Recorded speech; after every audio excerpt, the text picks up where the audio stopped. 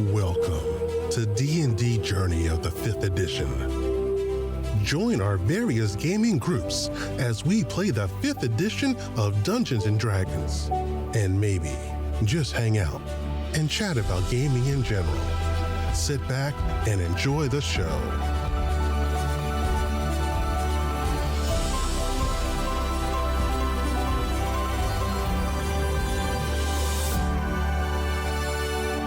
Hi, this is Kellie, aka Trixie from Ragnarok and Roll, a Scion to Ragnarok story, and Tilda Wimblewick from D&D Journey of the 5th Edition.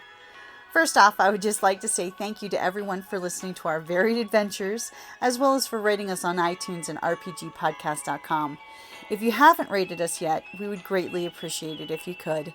And if you're looking for more ways to support our efforts, we are now on Patreon, a great site where you can help us continue making more podcasts, as well as some special surprises for our patrons. If you can, please look us up at www.patreon.com/cppn. Every little bit helps. And again, thank you for listening. Hey guys, Jim here from Creative Flame Podcast Network, reviewing with a few of my friends Apocalypse the Risen, a campaign setting by Rusted Portal for 5th edition with the plus spine powered, which gives a whole bunch of cool things. Joining me today are my friends Kellie, Megan, hi. Hey, I'm Anshin. Hey, so is there anything you guys would like to shamelessly plug, like the Browncoats? See how I shoot that out there? Oh, I thought I got to talk as me, not the brown coat, not a You brown coat, but Totally talk as you then. yeah, I don't need to plug anything. Okay. I just want to plug my opinion. Well, we're plugging opinions and Apocalypse the Risen, which is some would say modern, but it's post-apocalyptic RPG set using the D&D 5th edition rules with a whole bunch of tweaking from the spine powered for Rusted Portal. I'll throw that out as my first impression. I love it because it's zombie apocalypse with the angels and demons. It totally gives me that Legacy, I think was the movie, feels. Legion. And that Legion and the short-lived TV show on Sci-Fi. Yeah, you're thinking Legion. Yep. So what were you guys' first impressions before we start flipping the cover? I really enjoyed the entire premise. Without going too far deep into it, I love that there is no alignment because we're in an apocalyptic world and alignments go straight out the window. And I love that that's addressed in the first, I think, 10 pages of the story. My zombie warlord appreciates you for that. I do gotta say that, the zombie genre is one of my all-time favorite genres in fantasy. The only thing that basically out-tops that is Lord of the Rings, but, I mean, it's Lord of the Rings, so. That's the classic that made it classic. I kind of like that it's not just zombies. You get all the apocalypses in one, so to speak. Yes. So where it's, not just one. It's not just a zombie apocalypse, but we're talking Revelations. We're talking, so it encompasses more. And I think it actually did it kind of smoothly, for that, branching out into just, so everybody has their favorite type of apocalypse almost because you even have the nuclear kind of one with the mutations. So you got zombies, you've got Revelations, angels, demons, and mutations. So I think it marries into they married the different types well. So yeah. I agree. I kind of feel like that's what a true apocalypse, end of the world, it's not going to just be one. It's going to be everything just kind of raining down sort of thing. So I also really like that they embrace the chaos of a all-encompassing apocalypse, not a just this one type of apocalypse. Yeah, it definitely has that life after people feel where it shows just how everything will go torrentially bad all at once because of the cascade failures that happen. So to set the stage a little real quick, so in Apocalypse the Risen, the idea is it's the modern day, And some Yoho for television ratings breaks the 7 seals. This is all preface for the adventure. 25, modern day. 25 years in the future is where you're playing, which after everything has gone to shit. So always in history, angels and demons have existed. Demons have crawled out of hell, angels have fallen from heaven. But on the day the 7th seal happened, like Kellie said, revelation happened. And all the souls in purgatory flooded back to the material plane of Earth and found the nearest dead human corpse and animated it. So unfortunately, the angels and demons were like, hey, we're doing our stuff, and then zombie apocalypse happens.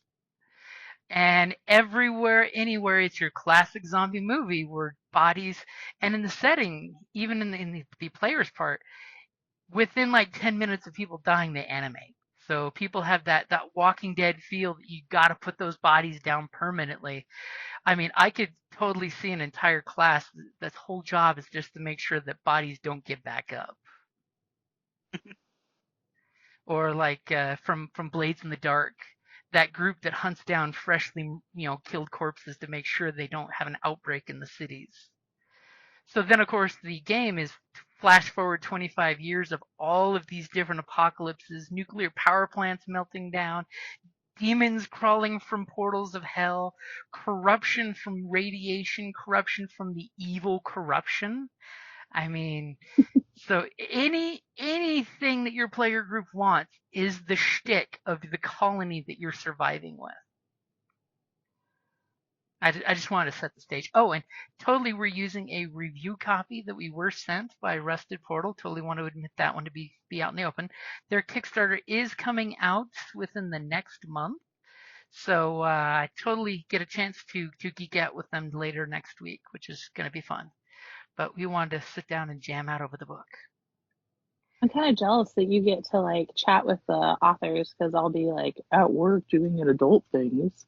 Oh, conveniently, they picked a day I had previously scheduled off, so it's perfect. I gave them a bunch of days. But if you want to email me your list of questions, I will totally name drop and ask your questions.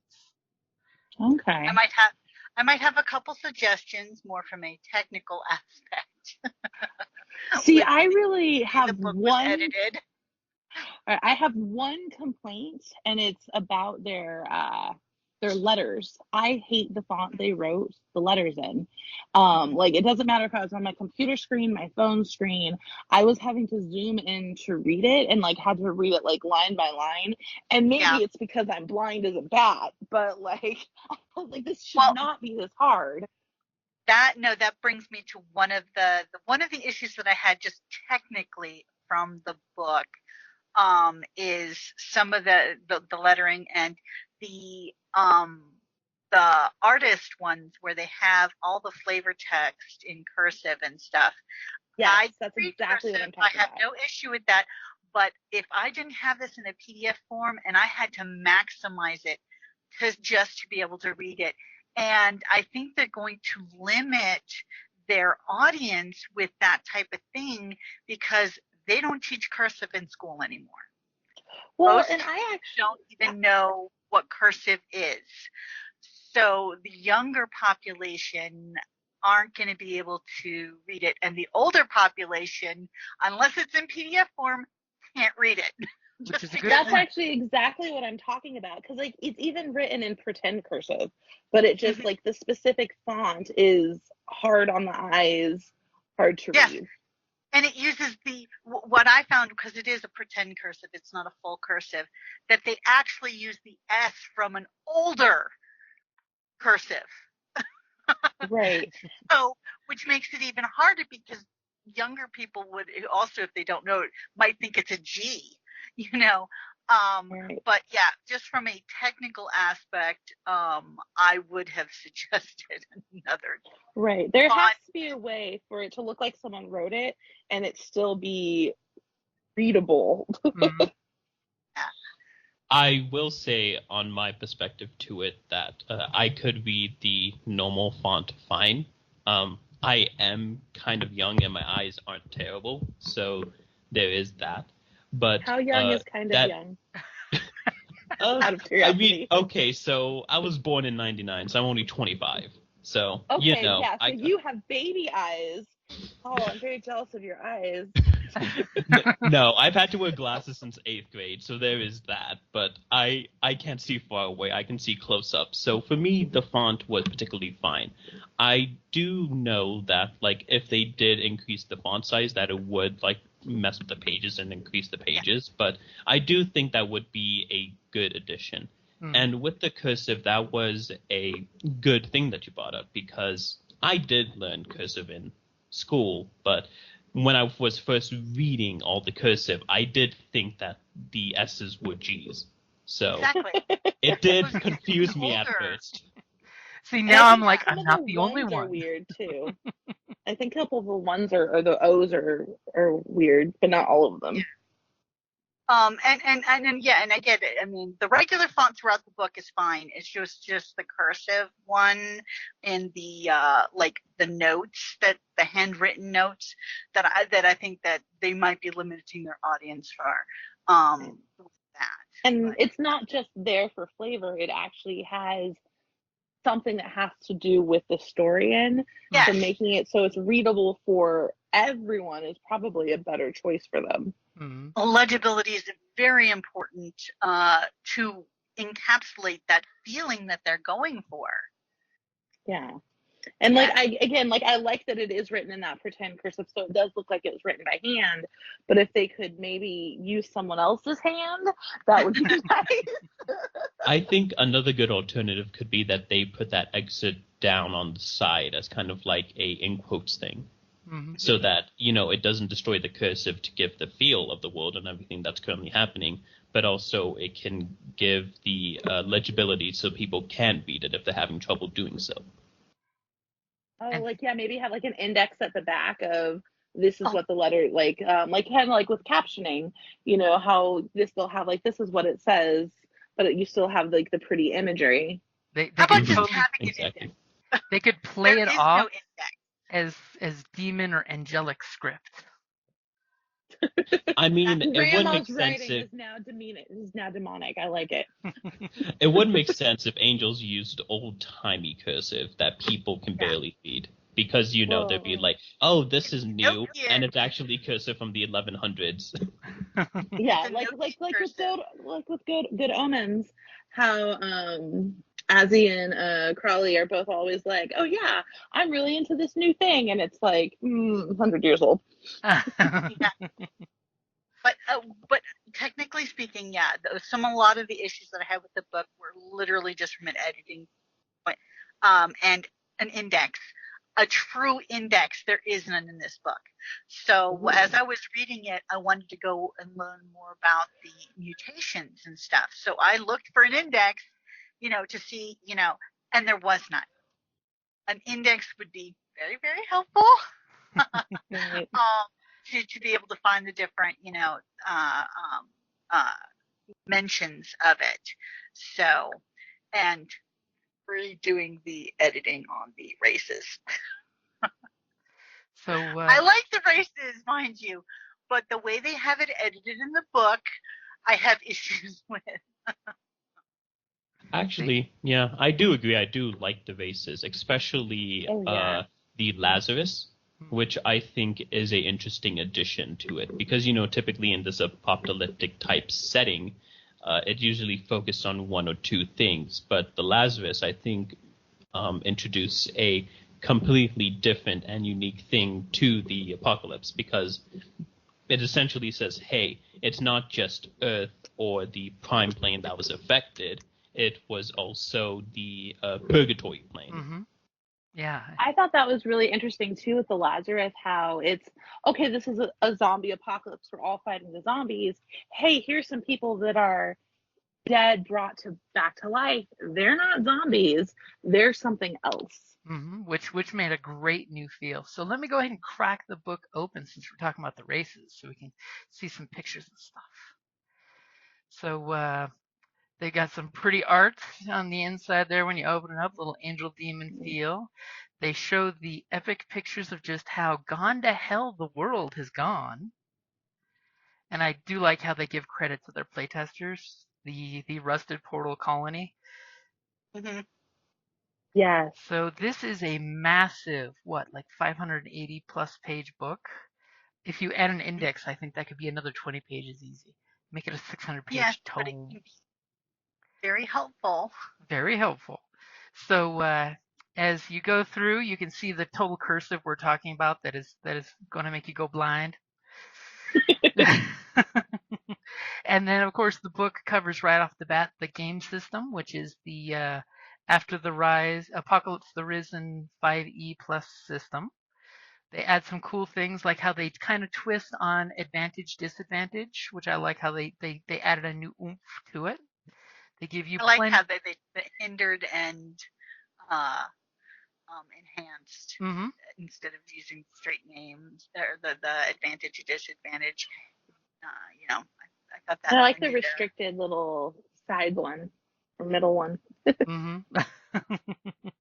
And of course, they go over the skills again, just as a good recursor. So if you only have this book, you can technically play compared to a lot of the setting books where you have to have the player's handbook.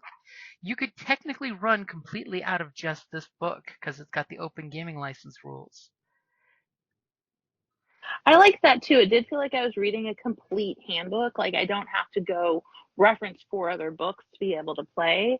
Like I can, you hand someone this book and it can be their handbook. Mm-hmm. Sure, they can only ever play this, but like I like that it is a very full, encompassing book. Yeah, which it's all nice and self-contained, which is nice. It does even include like the base D&D player's handbook things of how to just play the game in general too. Mm-hmm. So if Yes. this was somebody's first campaign ever for Dungeons and Dragons, it can still work for this.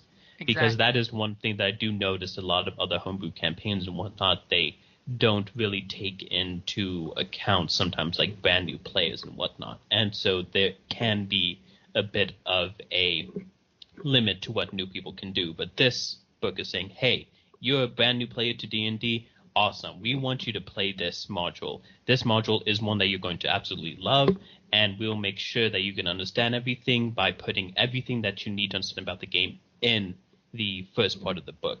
Exactly. And also because they go and edit some of those portions too and change it for the game specifically, it is really helpful to go and look over those rules again to make sure that you fully understand it. Yeah, just in case, and because I've like you guys said, I've picked up setting books before where all of a sudden you see this, somebody thinks it's an RPG book and you realize it's everything but the rule sets. It's got all the setting fluff, some creatures and things, but it doesn't have the rules itself. And people assume when they pick it up, it's this is an RPG book, when in fact it's just the setting book. Right. That's actually a problem my son had when he went to go play D&D with a couple of his friends that like their parent, the dad was running the game and he was there. They just had, okay, here's the setting. What do you mean you don't have your own player's handbook? And he was like, sorry, I don't have a $90 book just hanging out to come with me to my friend's house. Yeah. And it was like, it ended up being something that he didn't play with them very long, I think past 4 or 5 games, because there was no accessibility. And it was like, oh, you have to use my book again. Whereas, when we've played in person before in tables my entire life, there's maybe 1 or 2 handbooks that everyone's kind of grabbing and looking at. And this group was very much, no, have your own or suck it up. That's so part I of really, I think. Right. Yeah, but I really, really like that this book takes that equation completely off the table. Yeah, which is nice. That is one good thing with the open gaming license and the whole Wizards gaming license thing. That's why people freaked out, because we like it when publishers include the rules in the book, because that way you don't need to have every, pile of book in front of every character. Granted, right. I'm always one of those people. I'm the GM. I got to have extra books for everybody. That's just definitely. Yeah. The longer you play, the more books you have and the more rules you have in your brain. But this does feel built for everyone, no matter what your experience level is. You can come and play and enjoy. Mm-hmm. And I will go ahead. And it says it's, it's 5e compatible, which it is, you know, so that, okay, people who play D&D 5e, they know, okay, they can have it. But this game is actually expanding on that. So, whereas some other, you know, world settings, it's like, okay, yeah, it's 5e, you just expect you to know. They're taking it beyond just the 5e and tweaking it. So it's very beneficial that they put it all up front. First thing right out of the gate to help people. Yes, this is 5e, but it's more than just 5e. So I think even a seasoned player, even a seasoned player, it benefits them as well, because most go, I already know this, you know, but you don't actually know. You compare and so I think that's, you know, I thought that was nice. And I will throw it out. This is a player's handbook, a setting book, and a DMG all together. Because they give. One thing I am noticing. Sorry, finish your thought. Never mind. No, go ahead. I'll go after. No, I'll go after what you say. Oh, and a mini monster manual as well, all in one chunk. This is why this is a massive book, because it's a lot of information all in one chunk. But go ahead, what you got? So I was thinking, like, because I read part of it like it was a book, you know, every single word, and then I went to skimming and like reading the highlights of what interested me and looking for what interested me. So I kind of did both kind of read throughs, but I don't actually remember, and I'm trying to see if maybe I just didn't get that far. I don't remember seeing the actual character sheets anywhere. They actually don't have, because you know, on most D&D books you have character sheets at the back you can copy, but they do have character sheets available for pay what you want on Drive-Thru RPG that are form fillable. So I will throw that one out there, that they do have character sheets available for download that are form fillable, which is nice, because we all know form fillable character sheets. Yes, I just made it to the end. And I was like, there's no character sheets. It's not that I like skipped over it last time. It's that it doesn't exist. See, that was going to be one of my suggestions for their Kickstarters. They should totally toss in like 5 character sheets with the Kickstarter, you know, made on good dark paper but bold print so you can still see it. Right. Does the book tell you where to find these character sheets? Because that's one thing that I didn't notice. I did not notice them say where they are, but I actually have, just from researching it, found them on Drive-Thru RPG. So I guess that's the thing. It's like, because it's 5e, just use your regular 5e character sheet. But this is such a beautiful world. They should totally slap their logo and have some customizable. Especially since it is 5e plus. They should definitely have at least like a couple of the back of the page, back of the book you can make copies of. Exactly. So if you're old school. Especially since you're going to have things like the extra powers, the mutations, any of the corruptions, you know, you're going to need extra space to add extra stuff. Right. And I mean, it's 582 pages. What's the problem with making it 585 so we have the 3 character sheets? What's 3 more pages going to make the printer pull their hair out? Right, exactly. So I have gotten to the ancestry, which is what they call the races for the setting. And we do have the descended, which are basically angels that said, oh, hell no, when they heard about the apocalypse and came to Earth. Anybody liking any of the angels particularly? We've got the 3 different branches of the family. Well, I think that it's very interesting that they can, that okay, hey, you know, Earth has, the seals have been broken, demons are invading, who wants to go and help the humans? And they volunteer basically to go, but then when they get there, they're cut off, and then they don't remember much of who they were. But as they level, they can regain more of their, and they also lose some of their power, so to speak. So they're not OP, you know. But I think that's interesting that that's how they, you know, incorporate them into this world without making them, this celestial, you know, angel will just destroy everything. I think they did a very good job of adapting it to this world and not make them overpowered. Mm-hmm. Power So I guess balance is I hard. missed the part where it said that they volunteered, but I thought it was interesting that they all fell to Earth and then they have no memory and they're all the same exact age. Yeah. I mean, I thought that was interesting. interesting thing is, why didn't more angels come down? You know, as a supernatural fan, I'm just wondering what factions are going on upstairs. Right, and I guess that's where I missed that they volunteered, because I was like, oh, so these three traits just got like kicked on down for whatever reason. Well, directly after it says descended, when the last seal was broken, a great call went out across the heavens for those willing to descend to Earth in order to help save humanity by fighting the rising tide of the damned and the dead. Many answered the call and gave up all they knew to save the mortal world. I thought that. Mm-hmm. I guess I read that. My brain processed that differently. And then, of course, as they level, they get more uber powerful, but it's not game-breaking uber powerful, which is nice.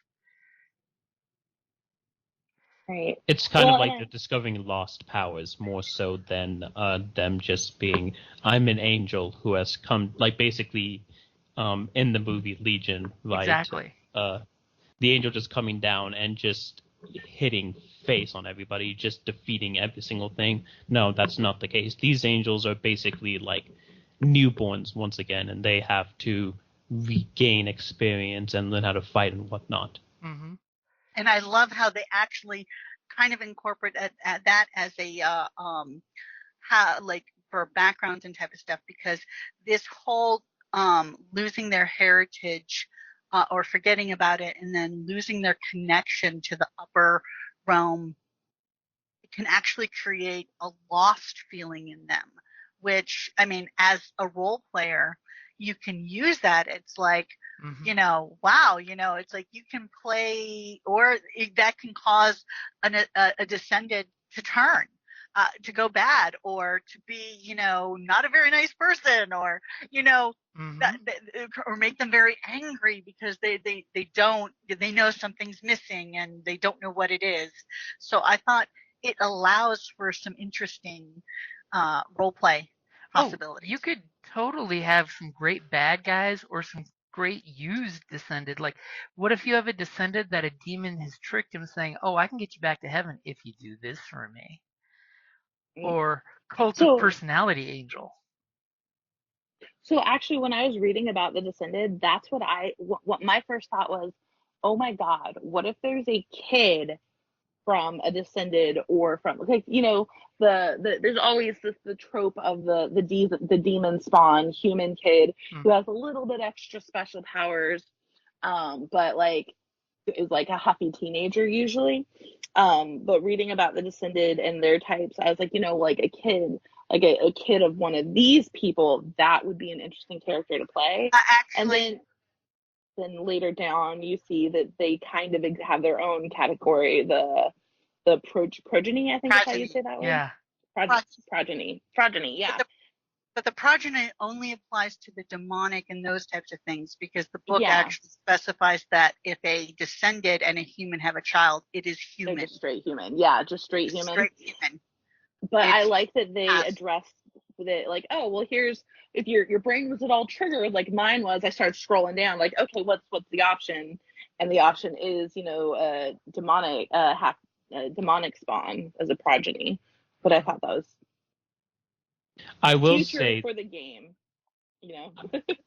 I will say though that with the descendant losing the memories and whatnot, it kind of gave me a feeling of Total Recall, the original one with Arnold Schwarzenegger, where where it basically becomes a choice of like, do I want to go back to be my old person if they ever find out about it? Because one thing that I didn't notice is one of the spells is plane shift, so once somebody gets it, they could technically go back to heaven or the upper realm. So technically speaking, they could get back their memories. So then, would they want to keep being the person they are, or turn into the person they were? which I think would be a great foil and great character development for a descendant in the campaign itself. Oh yeah, that would be a great character arc. Yeah, because Did you imagine guys- if you were a descendant who basically was in the gray area, didn't exactly do bad things, but didn't do good things either, and was basically trying to survive, and then you find out that, oh, you're actually an angel who was all about peace and not hurting anybody. So then you would think to yourself, then, what should I do? This person that I was isn't who I am now. Did any of you guys actually watch on Netflix the Dead Boy Detectives? Not yet. Yes, 'Cause I that did. is- Mhm. Yeah, because that is actually one of the characters' development, and that's the question that is posed to that character is, now that you know who you are, do you want to go back to your old life, or do you want to live your life now with this knowledge of who you used to be? Mhm. And that's always a really fun storyline to go down as a character. Could totally have a double descendant. I cut my wings off again and came down. Okay, I know who I used to be. I don't like it, so I'm not going back. Or I don't like it, so I'm going back to undo the damage that I did. Mm-hmm. Exactly. That's always a really fun storyline to watch play out, to role play going through. It's actually a really, really fun story to experience, I think. I've always thought. I do gotta say, the Progeny are super loaded with customization. Like, there is so much you can choose from them. From basically the two effects that demons have, from having a forked tongue or wings or being skilled or whatnot, to them having one of the sin natures basically being your quote-unquote sub-race, to where, like, you're a progeny of pride, so that makes you essentially have a hubris that makes you want to be prideful, which can be great in some situations and be a huge downfall in others. It gives you great boost, but with great boost comes great responsibility. And So I don't with know the how whole, you guys. Oh, go ahead. oh, well, no, I was just gonna say in the whole ancestry section, that the humans really get the shaft. They're just humies. So not only, well, I mean, yeah, it's just humies and stuff, and the way they edit it, it's actually kind of convoluted, and they're putting, the Lazarus and the, the descended into the human, so that it's a little convoluted finding it. But the humans, who make up the majority of the creatures in this world, which was established in the setting, have like 4 tiny paragraphs and then nothing. So when you're in the character, when you're picking races and stuff, it's like, okay. And then all these other races get all of this very interesting and multi-dimensional, particularly the Progeny, that they could have expanded the human section, like with, the mutations, with, different things like that nature, to make them more interesting.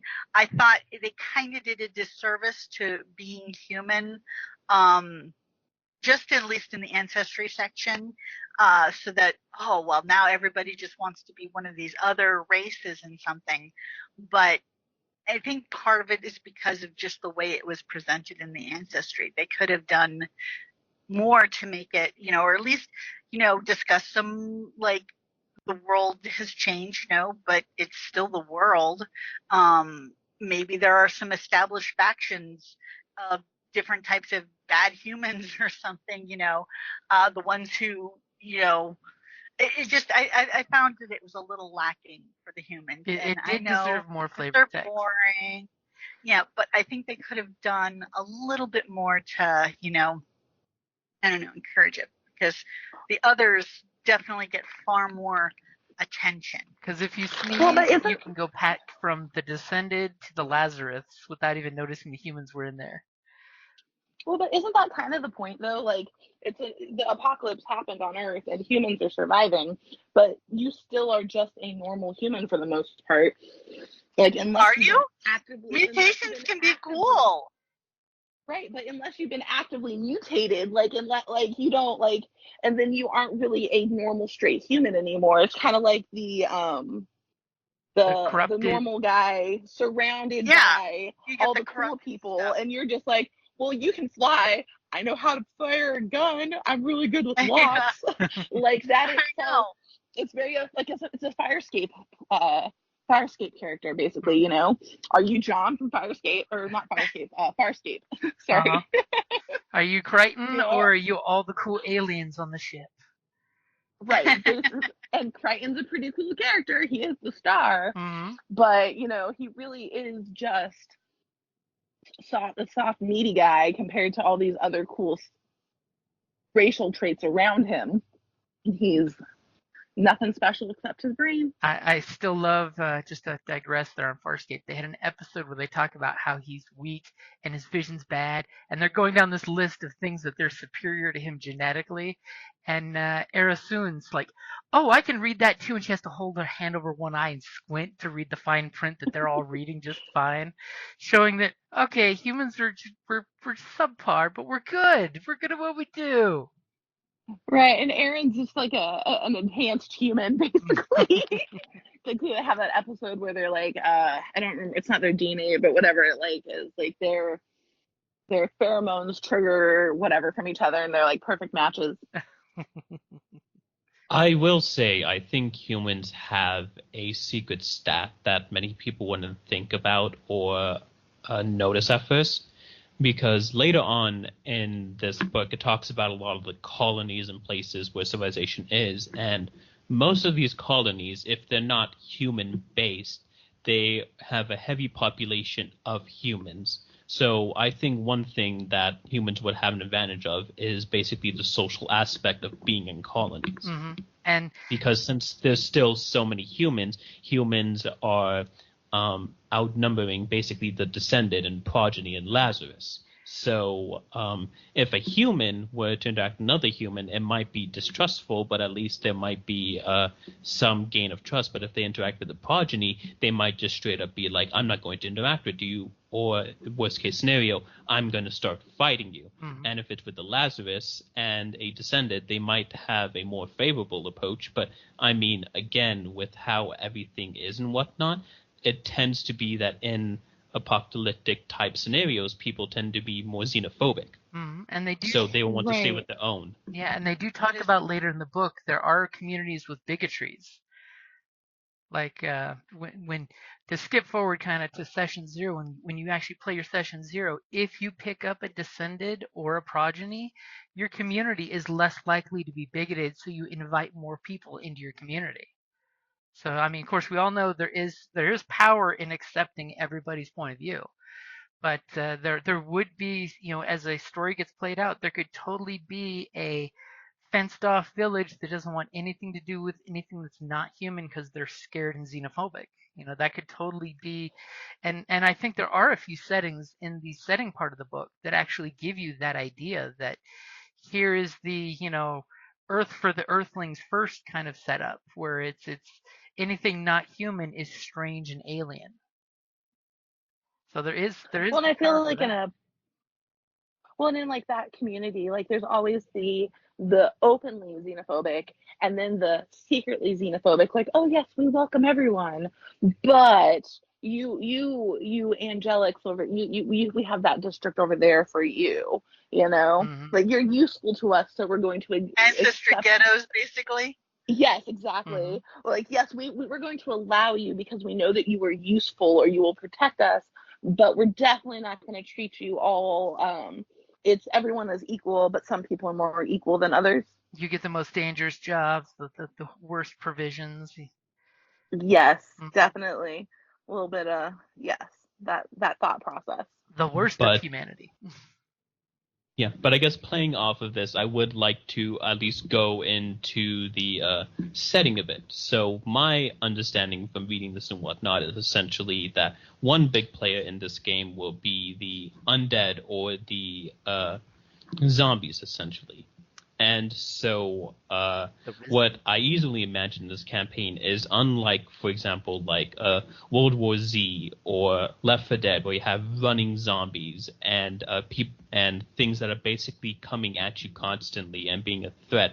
They're more of a, like, what I imagine, a presence in areas to where they are a hindrance and then can become dangerous in huge numbers, but overall isn't exactly like a constant threat. Mm-hmm. They're more of a And set dressing. They're shamblers.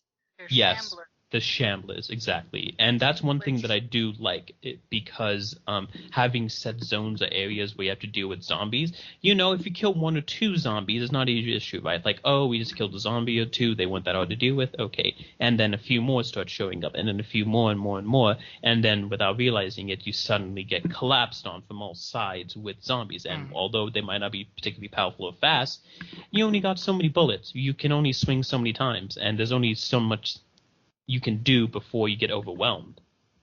And so I do like the fact that, yes, exactly. So I do like the fact that it's more of an overwhelming force than it just being a constant threat. And isn't that really always like most zombie tales nowadays? It's not like they're chasing after you. It's that they're coming. They might be slow, but they don't tire, whereas we as humanity or humanoids do tire, and that's why they win. Well, where we're building a city and building walls, they just keep coming. When we sleep, they keep coming. Yes. And although more being made all the time. Remember, yes, every that time is another someone thing. dies, they turn. It's 100% turn rate. Grandma dies in her sleep. Guess what? She's coming after you. All it takes is one. That's it. And that's another thing that I thought was interesting, because if you think about most other zombie type scenarios in like modern media, there's always the question of decay, because that is always a huge thing. But I think this book does a really well job of answering that, saying, oh, the demons with their power and everything just keep it going. Yep. You know, there's that Hellgate. You can't just wait it out. Yeah. There is no waiting it out. You have to deal with this threat. Yeah, it's not a biological creation of that zombie so much as a spiritual and or supernatural manifestation that is causing the type of movement. And when we get talking about the Risen, they're actually, because these are all, the Risen are dead souls inhabiting dead bodies. More powerful souls can actually change the bodies they're in. Which will totally. So it's not just shoot a bullet in the brain. Yeah, it's not just find the actual way to kill the soul. And the worst thing is too, some of the Risen in the Risen section level up. So you have your Hungry, which are your Shamblers, that can decay and become weaker, because there's totally a rule that gives you, here's how for a GM you can drop their level and their CR and make them weaker. Or if a Hungry eats well, it actually evolves to a Famished. And then there's different evolutions of the zombies. So, like, if you've ever listened to the podcast We Live, where it's more of a mutant zombie than a zombie movie, different breeds can happen, which is cool. And then there's, of course, like a mastermind version out there, the Ravenous, that's a mass murderer soul that's taken a body back. And it's a extra special creepy version of the Risen that can actually boss the lesser ones around. So you could have a serial killer zombie stalking your players or your community, telling the lessers what to do to set up traps. Right, and I like how detailed the trap section is in this book. I don't know that I've ever read multiple paragraphs on disarming and setting traps before in all my years of playing D&D. I don't think it's ever really been addressed as far as detailed as it is in this book. Oh yeah, it arms the players with, here guys, here's how you make traps, because your players are going to want to make traps. Yeah, I really, really like. I wish that this could have been my first introduction to D&D, because this gives you all the keys to the kingdom. Yeah, like this is a really fun, well thought out on every level story. So we did touch base, but let's get back to the Lazarus. We've mentioned them, but we haven't really talked about them, and they are the next race. Something creepy. They're super yes. creepy. So the Promethean. The Lazarus, from my understanding of it, essentially they are souls from Purgatory that have come back to living bodies and have essentially become living once more. They basically use And- primordial energy to create a husk to inhabit. And I think one thing that is very intriguing about them is the fact of, like, they have their own society and their own memories of the past and whatnot. So you can easily have cool roleplay where you have a Lazarus who was alive in the Victorian times, and they're suddenly back in the 21st century and going like, what the hell is this technology? I need to go and, like, bathe in arsenic to make my skin whiter. Like, bring that power just back. Random information and tidbits. Or you could even have a roleplay where you have a dude who is from the 1100s who was a knight, and so now with the classes and whatnot in the game, they can choose to play as an architect of a knight, and so people will think, oh, they're just a weird, crazy person, when this was the actual reality for the longest time. I actually also really like how they have their lives, like they could have been alive, this is their second time around, this could be their seventh time around, and it all kind of mixes around in their brain. So they're just one massive glob of memories and experiences. And they're inherently magical, which is cool. Everybody loves magic, especially when you get these spell slots. And I get, even if you're creepy looking, the fact that you have magic, like, well, and it's fun because, like, they have no hair, they have no, like, they all are short, and your person, they look relatively the same unless you look at the small details.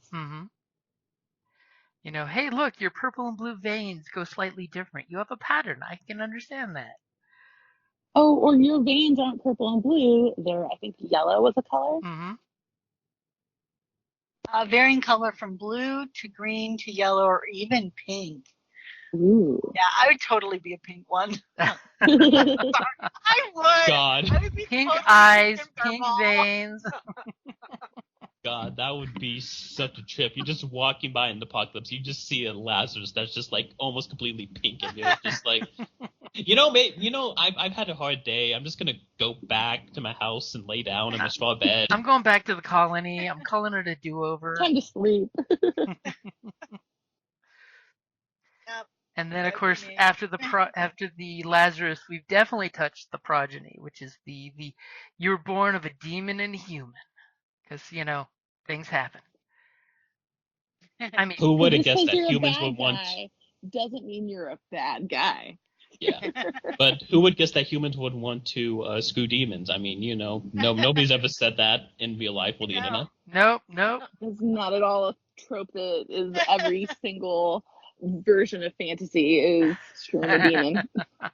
Yeah. Succubus and incubus for a reason. I mean, even one of the traits is one of lust, so straight up, like. Well, and so maybe I read these different, but as I'm reading the characters, when I find a character type or a race type that I like, I immediately jump down to the types of classes you can play to see what would match the story that I'm building in my head. And your guys' silence say I'm the only one that does that. No, we're waiting for you to expand we're on silent in anticipation. Yeah. Oh, because like I said, when I was reading the characters, when I first was reading about the Descended, I was like, oh my goodness, that would be so cool to play as, like, a child of a Descended. And then I read and like, okay, so I can't be a child of a Descended. I could be a child of a demon. So then I was like, all right, let's see what the classes are, and tried to, like, pair them up in my head, or in, like, what kind of character I would build, which is why I texted what I texted about how I want to be a prodigy that is a progeny, or as a either. I feel like it's built to be a harbinger. That would just make the most sense, but it'd be really, really fun to play it as a progeny that is also a oh my goodness, conservator. The druid. Yes, a druid progeny, but like I said, I feel like the progeny was built to go hand in hand with the harbinger. Oh my god, I just had a horrible thought between thinking of the two classes and a progeny. You could have a classic arrow stream with chicken legs for Baba Yaga. That's awesome. In this setting, you could have a Baba Oh, Yaga God. walking around her chicken-legged arrow stream. Just gonna throw that out there. That. Oh God, no! I didn't even think about that. Or you could I even couldn't. you could take it further, and it's actually a beat up old nasty mobile home with chicken legs. Oh yes. It looks like an old hunting shack, mobile home, and it just parks wherever it needs to be in any of the Oh no, Darklands. no. It's the yellowed RV that you see that's like lived out that trailer park for 80 The years. classic Winnebago. Yes, Winnebago. I'm just Yeah, wrong but like that. yeah, I do gotta say though, my only issue is as a D&D player and a DM and whatnot, I do feel like having only 4 races is a bit limiting. While I do understand with the setting and whatnot, I just find like having more choices is always just better for players in general. And it can create a lot more there. I do admit that there. Oh, sorry. Go ahead. Yeah, well, I do admit that they have lots of sub-race stuff and whatnot for each of them, especially the Progeny having so many things to choose from and whatnot. Having only really 4 races you can pick does really limit the amount of extra racial improvements and also interactions that can happen in the game. Although if that is exactly what they were going for, then they did a good job doing that. I will totally sneak it out there for the Risen that for the Kickstarter, they're actually talking about other races as new books. And they've snuck out some pictures showing other D&D races as apocalyptic versions. So that's something I think coming down the pike. So I will totally sneak that out and say that. I do think that they did it on purpose, though, because this is only 25 years after the apocalypse. So we are living in a modern world where there's only, like, yes, it is like very Revelations apocalypse, but this is still mostly just humans. Humans are apocalypse friends and our main enemy. So 25 years after apocalypse, Earth hasn't changed that much. You go 75, 120 years, 300 years, that's when there's more races that can have come through from as life has changed. But I think this was written specifically for, this is Earth plus. This isn't, this is still just basically the world we're in with more things trying to kill us. I could totally 75 years from now, we're going to get Ralph Bakshi's Wizard. Right, exactly. 25 years from now, in the world without an apocalypse, my cell phone might actually be built into my hand. But humans are we're still gonna, there's not that much time to have more evolution for the races. Because think about it, like 100 years down the line in this world, mutations might breed true, and you get offshoots and stuff like that. Right. This is still just the beginning of the story. And then after the races, we totally get the racial templates that you can add to yourself, which is the corrupted. If you want to go corrupt and push yourself towards one of the deadly sins, could totally see a corrupted descended. Just thinking there. I think the idea of a pious, what is it? Not descended, the other one. The Progeny? No, the reverse. Oh, the Lazarus. The demonic. No, a pious demonic, I think would be hilarious. Well, I thought it'd be kind of cool to have a Progeny Arbiter, basically the paladin class. But I mean, of course, I also had a tiefling cleric who specifically looks like a devil, as, for a sun god, type of thing. Fire demon, sun god, perfect relationship. Exactly, Actually, one thing that I thought would be really funny was you are a progeny, but also are corrupted, and basically you have two demons, one that is your parental and one that is another demon, basically fighting for control of your soul at the same time, saying that they have a better claim on you. That would be good. Oh my God, Mommy and Daddy are fighting. Oh, but it's Daddy I and love Dad. No, Daddy and Dad. It's like, no, I own 51% of this, so they're mine. It's like, no, you don't. I'm the one who made them. I made them too. Just a constant back and forth. And then you're just there going like, oh, well, I guess I'm going to go get some supplies. Yeah. You guys fight it out. I have to go live day to day. I'll be right back. Yes. Yeah, so I thought that, like, there were definitely some funny or very role-played serious concepts that you can do for seriously. the races. And then the last of the races is the mutated, for those that just want to live next to a radioactive, reactor and become a three-eyed fish. I mean, who doesn't like Fallout, right? Yeah. Yeah. But on the plus side, they I think a regeneration. three-armed person, I think, would be much better, to be completely honest. But I will not waste your guys', we're already at an hour almost, so I won't waste your guys' brain power on my very long rant on why humans need three arms and how I hope that's our next mutation. Just know that it exists. I'll up your 3 and I'll say we need 4 arms, let's be honest.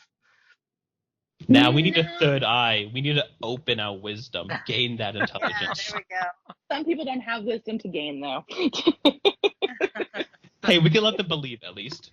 So of course, and that was one of the things I liked about original Gamma World was rolling the mutations. I thought it made for. I mean, you can make some terrible combinations, but you could also have some very interesting results. Immediately you've broken your character. Yeah. In the best way possible. I mean, when my sister was rolling up a character in Gamma World, old school Gamma World years ago, she actually rolled a mutated owl that was afraid of the dark, like terrified. I'm like, love it. what? That's just like talk about the ultimate, F you to you. Like, so I love it. So then we jump into perfection. The classes, which are similar to what we're used to in D&D, but they've got the apocalyptic spin. Oh my. Okay, so I need to go on the enforcer, okay? Because first of all, why is it's the fighter. Like, it has 7 ASIs. That is so many ASIs, man. And I'm just going like, they can get everything. They can get all the custom feats and the D&D feats. They can get all the ability score improvements. They can get everything. If you want to survive, you play an enforcer. I mean, just like the picture, badass motherfucker, Yeah, although I would just as a, for the speaking of the book, editing and wise, I like how they handled the classes because each class is its own section and they have all the spells and all the stuff right there. Whereas like in other ones where you have to like, oh, well, let me flip to the back of the book to get to spells. This one actually puts things in that section. So I appreciated that. Mm-hmm. I agree. I really found this was an easy book to read and to flip through. Like I said, like when I like, oh, this is maybe a race I want to play. What matches? But it felt very easy to kind of, when you have to flip, that it was easy to flip through and you didn't have to go to multiple spots to get one answer. Mm-hmm. Mm-hmm. Like have your fingers in 4 different places in the book just to like have, okay, yes, this is the one thing I want to do. And the first class we've got is the Arbiter, which is a warrior of faith and justice. We may know that class from D&D.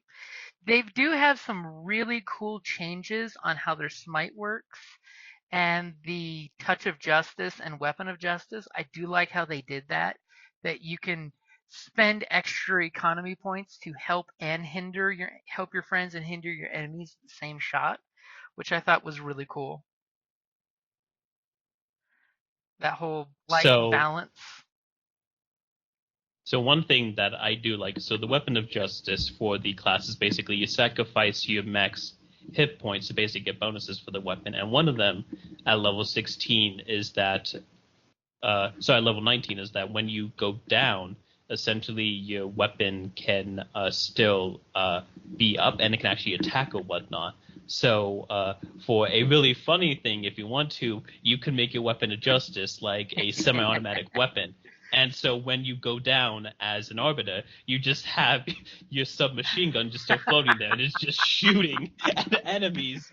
So then they actually have to kill you to deal with the weapon, Make because it stop. even if Make you're it down, stop. yeah, exactly. Even if you're down, you're not out of the fight.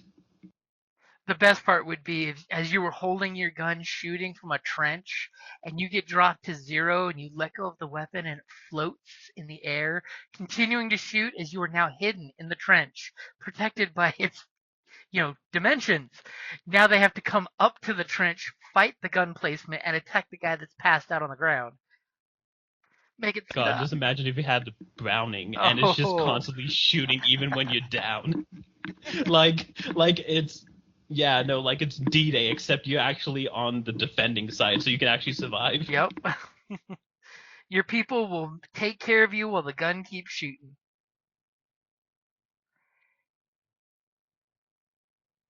And of course, I like how each character gets that picture at the very beginning, of, hey, here's what you do. Yes. Whether you're good or bad, which is an interesting twist from D&D, is they give bad options because it's the apocalypse and alignments don't matter.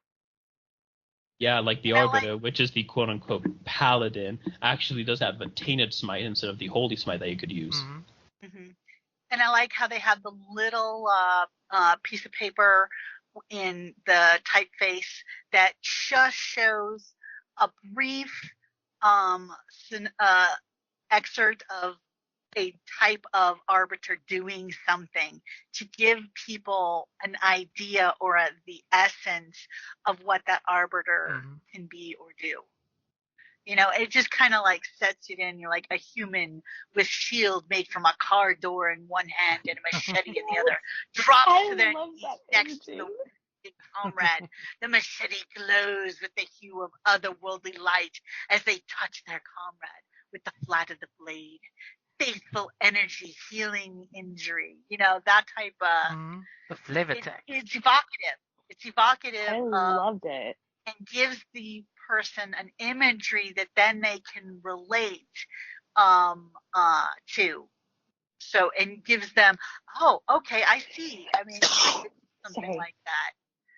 And they do that for each of the classes. I liked that. Mm-hmm. Another thing I got to notice with the Arbiter is that even though it's a half caster, it goes up to level 6. Oh, for its casting tree, yeah. Yeah, so like that does give it some extra oomph and power that many times in D&D is lacking for most of the classes and or subclasses. Mm-hmm. Then we get the Conservator, the junkyard hippie, I guess you'd call them. Yes. Oh, well, I would say less junkyard, more Mother Nature hippie. Mm-hmm. That's just a normal hippie. I'm just looking at the picture with this junkyard shield. It takes a lot of dedication to nature to be in the middle of the apocalypse and be like, no, I'm still going to be going after, I'm going to try to fix the nature, the world that we're in. Well, y'all try to fix the world we're in. I'm going to fix the actual world. Mm-hmm. And from a conservator point of view, think about it. Now with the Darklands and the mutated areas, the new world is the world for them. So you could actually have like a dark conservator wanting to protect the new things out there, which could be interesting. Yeah. Yeah. Or it not even as a dark conservator, just someone who because that's the true mindset is all life is worth preserving. Mm-hmm. That's the true druidic way that they, that the person that plays a druid who won't kill, that's being true to character, so no, it doesn't matter if it's, nature has made it this way now, so we're going to keep this one just as safe as our normal old-fashioned bunny. Your hungry survivors come across an apple orchard, and it's got a conservator that says, you need to go plant 20 trees for each apple you picked. Yes. You need to find... I also... Go ahead. Oh, yeah. I also do like the fact that it actually has spirits and summons that you can use for the class. So, if you need any particular animal or whatnot for a specific task, you can summon them and use them. Because they totally do the totem warrior thing of, here's my totem, friend who's going to help me do things. Because sometimes you just need a spirit badger. Mm-hmm. So it did feel a little Native American in execution, which I thought was interesting. Because it did the picture is not your traditional Native American, but like the totems, it had a very Native American feel to it. And like the other images in that class, still it all looks like, if not Native American, it looks like kind of like Mayan, like that very, I'm not, like that statue looks like Aztec. Yeah, that little lion or dog statue. Yeah. Yeah, it definitely has that Mayan, carving style. Yeah. But, I mean, they're evocative of a number of different, like, indigenous, like Inuit. And, I mean, it also has that kind of feel, or even the Maori, that type of sculpture. So I think that they're just going for a generalized, but I mean, at level 19, you can summon Thunderbird. That says a lot right there. Yeah. And I do love how, I don't think we said it on the earlier class, but how each one has its athema of like for the druid here, it's got the prime departure that if you ever willingly create or help an undead creature, you lose your stuff. That you. Oh yeah, yeah. Every one of the caster groups has some kind of fallen part of them. So if a druid helps an undead, nope, sorry, they're not natural. You gotta put those things down. Right, it's a consequence for going against your nature, which exactly not a lot of D&D worlds give you that. It's like, oh, you like it's like a little slap on the hands, or this is an actual consequence. Yeah, like D&D's kind of gotten away with it from it big time for the paladins. They're less rigid in their orders, but now it's like, okay, if your guy does this, there's going to be consequences. You need to know about that, which could totally be great story fuel right there. I mean, that could be a good thing. Right, there's so many different ways this can go. And then we get back to the enforcer who we talked about, but then comes the harbinger. And the picture's just creepy as hell. He's like that nutty professor with a knife and some books of evil. I don't know. He just looks like a college professor to me. So. What he reminded me of was Dr. Manhattan from Watchmen. It's like if his skin was blue. See, he kind of reminded me of that guy from Breaking Bad. Oh, it was also that Malcolm in the Middle. Oh, Walter White. Yes. Yes. A Lazarus of Walter White. Yes, trading the college for a high school teacher. And they, of course, get the reckless casting. All this post-it stuff on the, the pens and the, yeah, I can totally see it. The cargo pants. Yep. One thing I'm liking about these classes is that when they do add unique features and whatnot, they're really unique. Yeah. And they are really outside the box. Yeah, they're definitely on par for the setting to give flavor to the setting. Because anything that can be a player class, they totally will have an NPC version that could be fun and cool to use against the group, And then we have the Hound. How many people would take their Hound? Hold on a second. Your name. Oh, never mind. Never mind. What's that? I was noticing. I love how they leave the artist's print on each of the images. And when I scrolled in on one, I saw your name, Jim, and I was like, hold on a second. But it was below the signature of the artist, Yep, which is a it's different thing actually because altogether. it's my copy. It actually labels whose copy of the PDF it is.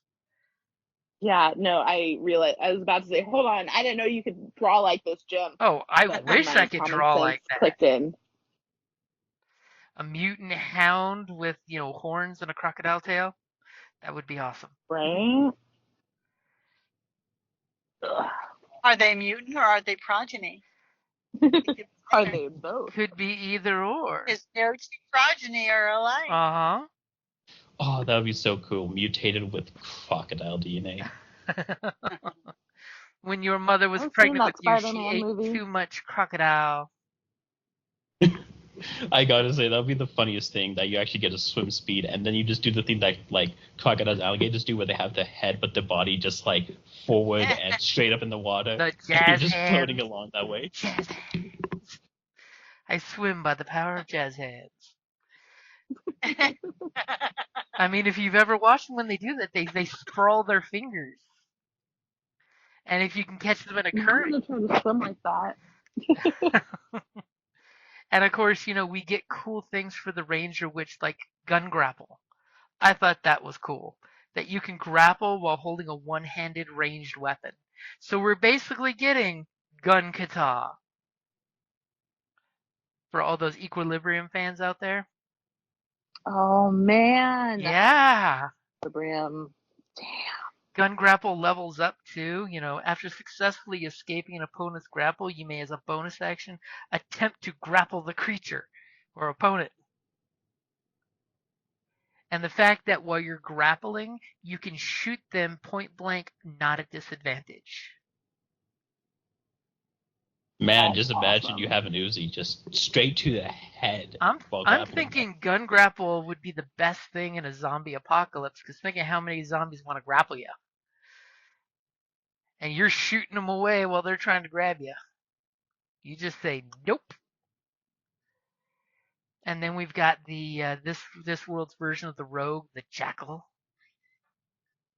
The Jackal's actually by far my favorite class, and then specifically for one thing. So in this setting, specifically for your colony, you have to scavenge a lot to gain resources. Uh-huh.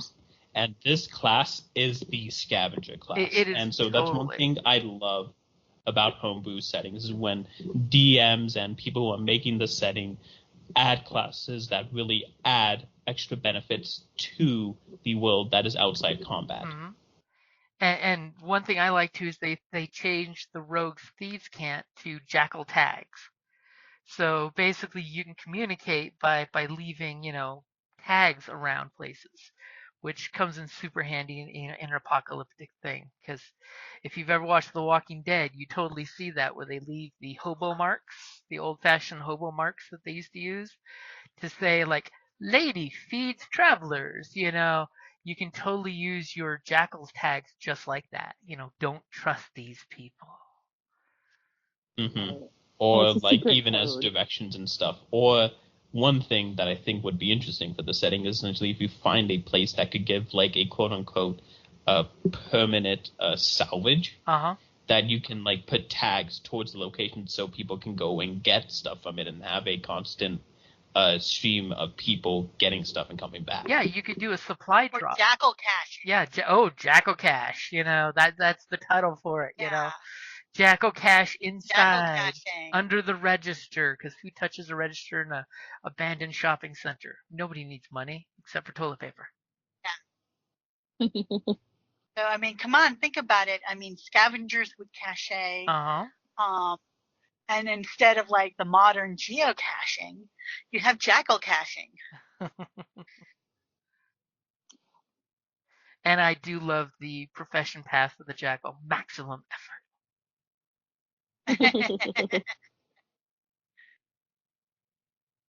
And then we've got the Maverick, which honestly is one of my favorite classes, because of course it's the gun class. It really is. It's the monk with pistols. You get the extra attacks, you got the focusing, the premonition because you see trouble coming. I mean, Gungo Pew Pew is very fun. Yep. I mean, the hard part is, when you get to pick your abilities, you have trick shots for the exhibition shooting, but you have a limited number you can pick at a time. Like my personal favorite would be to take counter shot, that you can use your reaction to shoot someone back. Or the, hey, I can use my gun to draw attention. I do like covering fire, which can give your party just that little bit extra. Oh, heck yeah. To do something.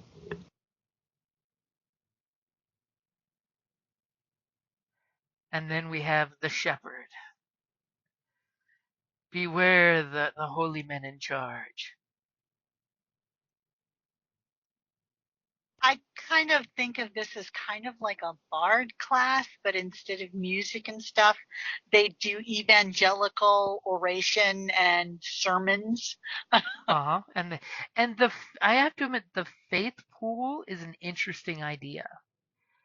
Because that way you have instead of the usual channel divinity from D&D, you have a pool of points that you can use for doing things, and as you level, it gets better and better.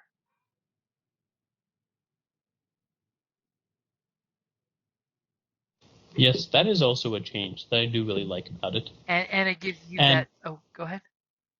Oh, and I was also going to say, I do like the spells that this class does get. Oh, yeah. And the fact that it embraces either purification or taint. You could have a good one or a corrupted one, which is nice.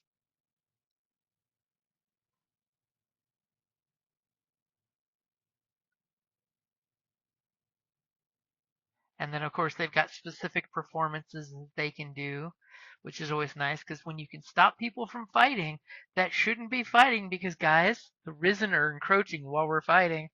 Like any episode of The Walking Dead, we're arguing and there's zombies coming. And then we've got the weirdest class of the group, which is the Splicer. The wizard class that mixes technology and magic.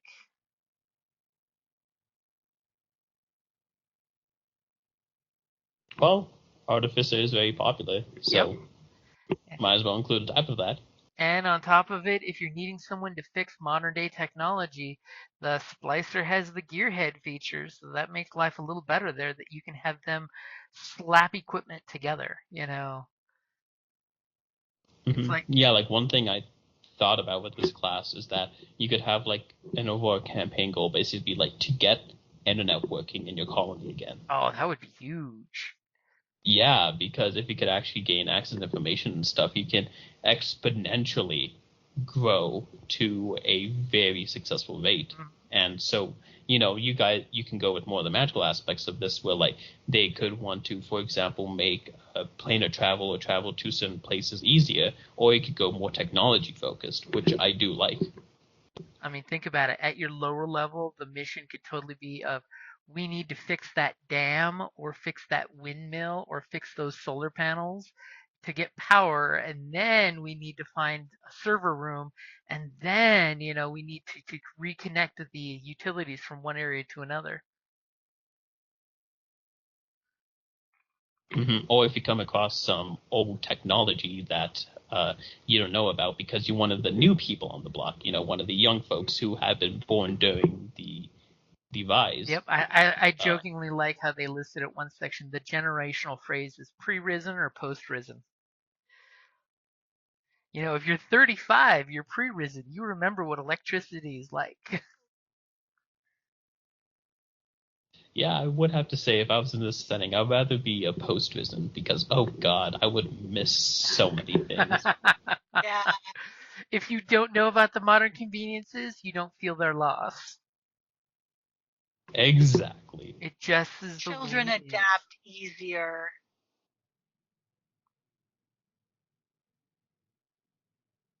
And of course, then it brings us to your humanity. So instead of alignments, you have your personalities. You've got your negative reactions and positive reactions, which is if you're looking to flush out your character, that's a great way of doing it. And then comes the backgrounds, which I like how they condense the backgrounds, because we all know backgrounds in D&D will give you a skill, a proficiency, possibly language, and some more gear. So they shrunk it down so it eats up less space in the book. So you've got your swamper, your bushwhacker, civil servant, because you'll know we'll need those in the apocalypse still. Darklanders for those living out in the wastelands, your desert rats, your expert, your farmhand, because I'm sorry, you need a farmhand in the group. That's all there is to it. Your grifter, your marauder, mechanic, medic. Totally need one of those too. Militia members, mountaineers, nomad, performer, plains person, a preacher. The scavenger, you totally need that. I also do like how for each of these backgrounds and whatnot, there's actually a feature that you can pick for them. Yep. If you want to instead. So kind of how like in D&D, for example, you have the noble background, but you could choose knight as a sub feature instead of just being a regular noble. They have the same thing for these backgrounds. Yeah, exactly. Yeah.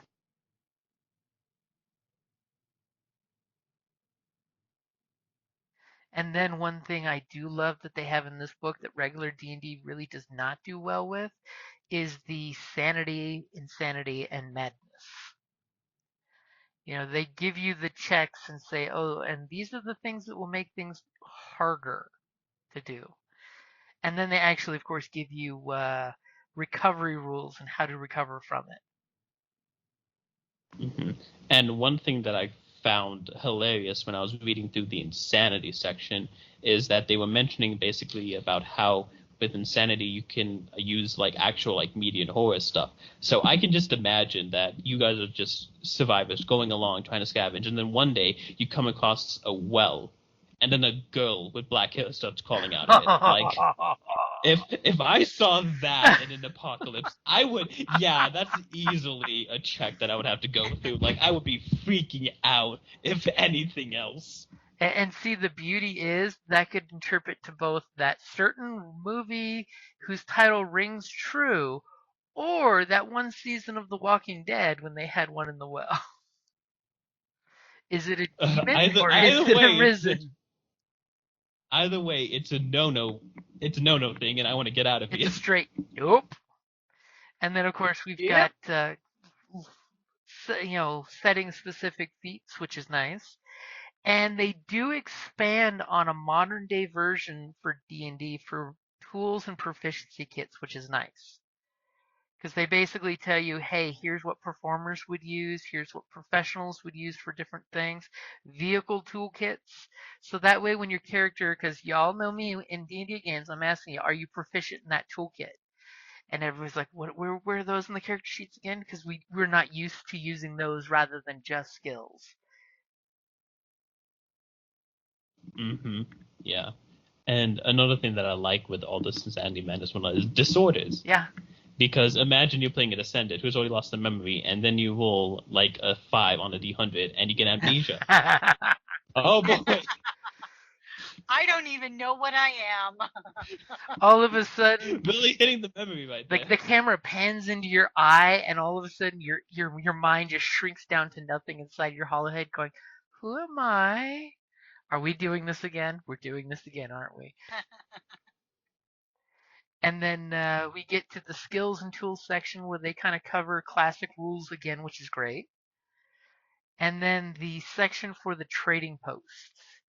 And on that page, I love that they've got the blacksmith's wrought iron knife that we've all seen blacksmiths make because they're cool, where you basically turn a wrench or a railroad spike into a knife with that cool bent handle. Because, and it gives you the breakdown of what they mean by, instead of, since we can't have gold coin as currency in this setting, that resources is the new currency. So you have, and they make sure to leave it generic for players and GMs, so that way I can just say, you find 5 consumable resources. And the player can say, I found a can of potatoes and a couple half-eaten apples. Perfect. That's 5 resources. And you've got your combustible, which players can totally turn into weapons. So it means you find some gas, some oil, some batteries, something that combusts. You've got consumable, which is something you can eat. You've got the renewable resource materials. And then I love how they give you the rules for how you can make combustible resources into a weapon. Whether it's just a strict cocktail bomb or something better. And then, you get the, hey, here's what a farm or ranch would produce for you if you use it. So that way your GM totally has access to, hey, here's what I can provide you guys. Or like if you had that campaign where you want to get the World Wide Web up, a power plant. How much power and goods does a power plant generate? Which makes the crunchy math part of the game so much easier. I mean, y'all want to build a water wheel and, find some way of turning it with something that's water-like. And then they give you the breakdown of, hey, if you would like to buy these items, here's what it costs in resource as the currency.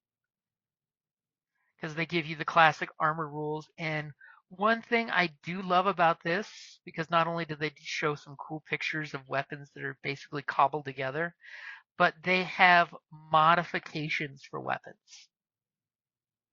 Which, I'm sorry, as a post-apocalyptic game, I love the mods. I mean, you guys know me from Genesis.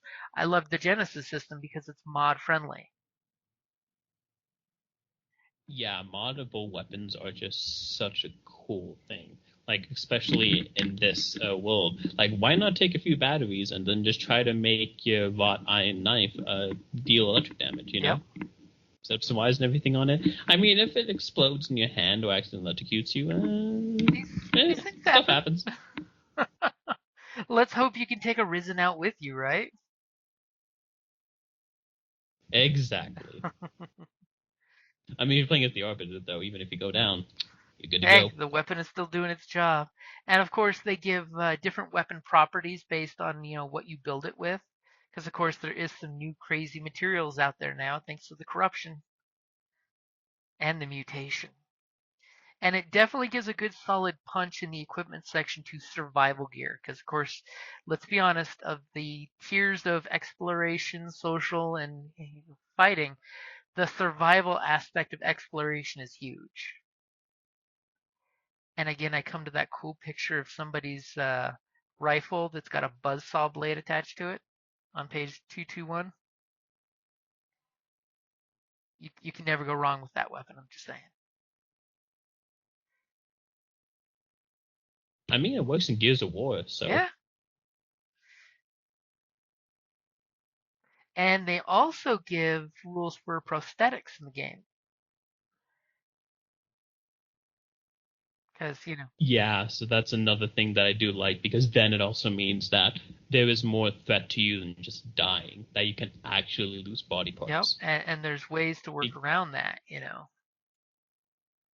Yeah, because usually in D&D, if you lose body parts or have some disease or whatnot, it's the classic, oh, we have a cleric, or oh, we go to a cleric and pay them. Uh-huh. But in this setting, nope, it's not really accessible. And that's one thing that I also noticed from the spell list, is that they toned down a lot of the spells that are available so that you could only do so much. Mm-hmm. There's no constantly getting healed back after back. Yeah. You get healed, but you don't get your limb back. Yep, there's no perfect heal to make you 100%. You're going to have to find somebody to cobble a new weapon arm together, which they do have modifications for those prosthetics to make them weaponized. And then we've got the vehicle section with a ton of vehicle mods, because your group is eventually going to get a party vehicle that is totally going to get weaponized to be used for them driving through the not safe places. I mean, who doesn't want a Winnebago, Just driving around, hopping, taking stuff. I mean, here's a flashback to the old D20 books, the post-apocalyptic one, where you could totally have a demonically possessed vehicle to contend with out on the highway. Pristine. Yep. is totally based on Christine. Oh my god, a possessed vehicle.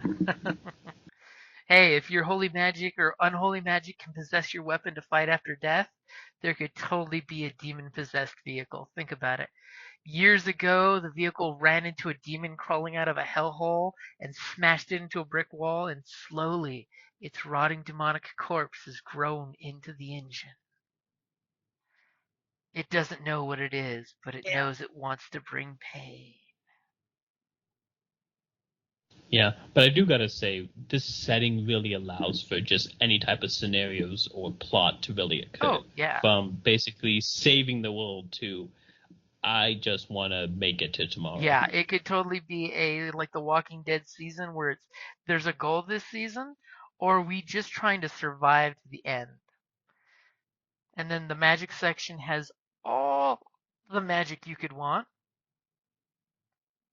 I'm trying to zip through that pretty quick. But it is a huge section of this book. Because then we get to a really great GM section on setting scenes and narration, which everybody for this type of setting, you do need to know how to do horror and setting mood at the table. Because it can't be all pretzels and giggles, because you got to set the seriousness. And then retreat to your pretzels and giggles when you get to 2/10 of a moment. And of course, they break out with the new rules of familiarity, mastery, and expertise. So those can definitely help characters. And the highlights to the insanity system. Then we get to make sure you narrate your rules. You know, you narrate the equipment people find. You know, my battle axe is not a battle axe. It's really a welded stop sign that's been sharpened. You know, because you find weapons wherever you can. And they give rules for starting at higher levels, because we all know at first level, the tutorial levels might just get you killed. Yeah, this setting definitely doesn't have to hold punches. So. Well, it is an apocalyptic setting, so the fact that it's not gonna hold back. I mean, it's a deadly. It's the apocalypse. Yep. People are going to die. The majority of people do not have a long lifespan or long expected longevity. And one nice thing they do give in the NPC section is it actually teaches GMs how to make higher level PCs and what abilities that they may have, which is cool. From a GM's point of view, it's totally nice when you have something you can plug and play into your setting and not have to come up with everything from scratch. Mm-hmm. Or tinker around it and whatnot and make specialized stuff. Yep. And then we get the scavenging section where it helps the GM of, so here is what in the DMG would have been the loot section. Here is the scavenged items. Because, you know, you actually can have magic items dropped, or it's technology that's reminiscent to magic items. Though I do love in the equipment section, they've got that cat with the eye patch and the thieves' tools on it. I totally want a familiar that can carry my thieves' tools just in case. And then we get to my favorite part that when I read this, I'm like, oh my god, this is fucking amazing. The session 0 for this game. So like before we recorded, I totally was chatting about the session 0 is the session 0 is basically going back in time 25 years to the day the risen apocalypse happens. And on that day, there are 25 people on a city bus in the middle of whatever city the group picks as this is the city we want as the nearby ruins or near-ish. And then on that day, there's a bus driver, who's your GM basically, and 25 passengers. The players will pick one of these passengers for themselves. You can either roll percentile or you can totally just pick. And all it gives you is the passenger, like the ruffian, and what their personality type is. And that's all you need to role play this is to know which passenger you are. Are you the nurse number 1? Are you the mechanic? You know, and what your personality is. And as you play this game, session 0 comes out that you're driving the bus out of the apocalypse. There's explosions, there's zombies, there's demons, there's people falling from the sky, landing and getting up. The apocalypse is in full swing. And as you're in the bus, realizing we got to get the hell out of here, and the bus driver's totally doing that whole speed thing. That in my head I saw the driver from Speed, sitting there panicking, driving with all the people in the back of the bus, and the GM will roll random encounters. Or they can pre-roll, which honestly I would say pre-roll to make life easier at the table. And as the bus pulls up, you say, "Hey guys, you see an incredible column of white light flash down from the sky in front of the bus, and immediately a naked man seems to appear there. For a brief moment you all looked and you could have swore you saw he had wings of some sort. But all of a sudden, as the light fades, the wings fade into nothingness. The person appears very confused and don't know their whereabouts. What do you do?" And as the GM, the bus driver, looks back at all of you guys and says, "Do we stop or do we go?" And then, the group as a whole decides, do we stop and get this person on the bus, or do we say, "Gun it"? And that's going to take effects at the very end of session 0, as the GM notes. Did you rescue the angel? Because I'll totally say, if you stop to help him, and you'll roll in this case, a 1d6 if you decided to stop.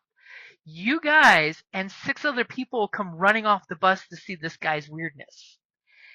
I will tell you, if you stop the bus, one of the passengers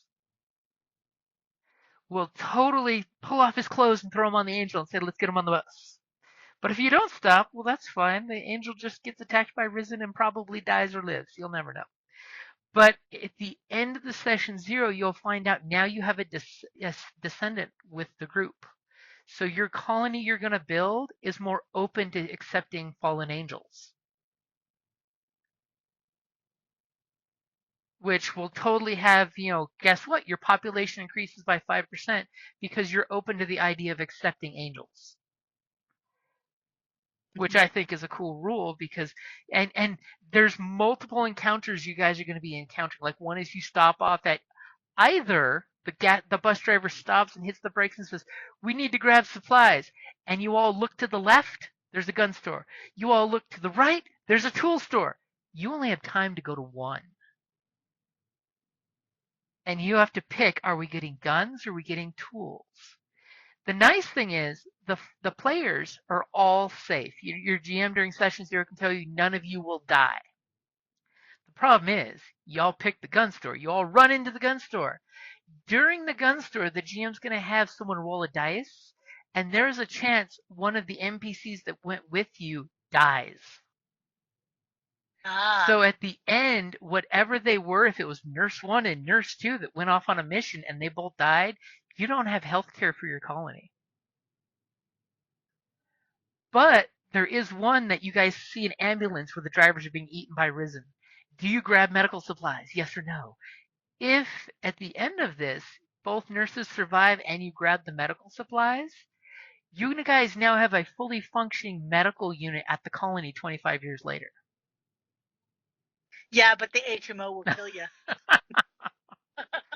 However, I couldn't as a GM, I will totally throw it out there. If you go and get the ambulance supplies, you can use those supplies in session 0 to save a dead member of the group that gets killed. You can say, we'll sacrifice the medical supplies to say the nurse patched them up and they lived through the experience. But different, there's a huge random percentile list of things and everything reflects at the end of session 0, because then as soon as you guys pick your characters and you guys pick your hunters for your group, you find out how 25 years ago this fledgling group of survivors on a bus are affecting the colony that you're now living in. Because on top of everything else, depending on the survivors' personalities, the GM adds up the math of how many people are controlling, how many people are outgoing, how many people are relaxed, how many people are exacting, and how many people are adaptive. And they add that up, and that tells you what your government is in the colony. Whether it's ran by a religious group, or if it's actually led by a group of elders. So what you end up at the end of session 0 is the community at the end for your colony. So depending on your choices, like say your group gets tactical and it's like, oh, screw this, I'm going to play nurse 1, you should play nurse 2, we got to make sure the nurses survive. Or, hey, screw this, I want to make sure the cops survive so we have law and order. Or maybe I want the homeless guy to live because he's got survival skills. And as that plays out through session 0, that's your player's colony. So it directly relates to them. And depending on what survivors you rescue, because there's something like 20 survivors that you can pick up, and they add to the group's personality trait for your survival colony. Like if you, at one point there's one where a nun tries to put a baby that you think has a tail in the bus. If you take that baby, you now have progeny in your colony. That child was the first progeny your group met, and you now accept these children. You realize that they are just children. They're just looking different. You know, they're not possessed of evil. They're normal freaking kids. And depending on each scenario, different results happen for your colony. I'm just letting you know, if I do play this game, if our government is an HOA, I'm burning down the colony.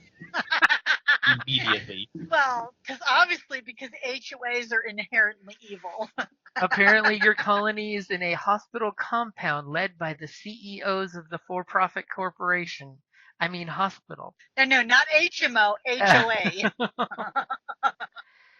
Oh, the power of the HOA. I can handle a corporate entity. I cannot handle an HOA, okay? No, those things are pure evil, okay? Even demons would be like, are you okay?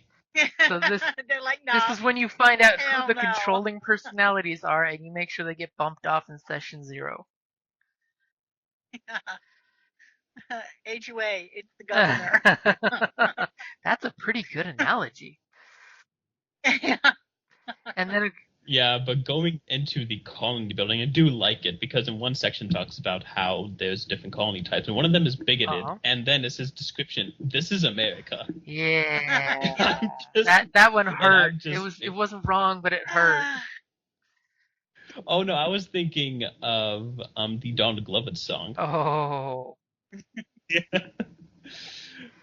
But yeah, no, it is nice, and I do also like how your colony can change and grow over time. So you could start out with like 1 or 2 traits, and then essentially you get to a few more depending on how the campaign goes. So it's not just really a static thing. It can be a huge change over time to where, like, for example, your colony does start out bigoted, but then through events and whatnot, they become xenophile. Yeah, basically you got rescued by someone, you realize, okay, you saved our bacon, maybe we were wrong. And let's be honest, in real life, that's how that happens, you know. And then it slips into the environments, the Darklands, which are ooky. Corrupted places. It gives you details for creating mutation out there. Like if you've ever watched The 100, you know how that goes. Post-apocalyptic, things have happened. And that is actually where they hide the mutation tables, which are massive. Mm-hmm. Extra limbs is always a good thing because we know somebody likes that third limb. But I mean, it helps, holding and stuff. Then there's some nasty. See, there you go. You roll one, which is multiple limbs, and then you roll another one, which is limb loss. So you had 4 arms, but you lost one, so now you're down to 3. I mean, can't you just amputate one of them? I mean, just do the classic Viking heat up axe and boop, chop it off. There you go. And then we get a huge breakdown of the Americas and other places, which is a massive section. Oh, and then you get that picture with the Lazarus. It was gigantic, and the part that I really liked about it is the fact that they basically went through every single state and like where multiple colonies are in those states. So, like, they also tie them to a specific place and whatnot. Like, for example, there's a colony near and on Mount Rushmore, which, would make sense because America. Why wouldn't Americans want to make a colony there? Yep. I mean, it is really good for, and even talks about stuff like, for example, how it has, how it can have a bit more safety because it is literally up higher on elevation points, so it's harder for essentially zombies or demons or any other potential threats to sneak up on it. And they give breakdowns too of like different places where the Darklands are in different states. One of my favorite ones is Tombstone, Arizona. Because we're from Arizona. For one, they talk about how Tombstone survived the Rising pretty well because they were well armed and knew how to use guns. So when the zombies pop up, they done shut them. But their government in Tombstone is secret except for the locals.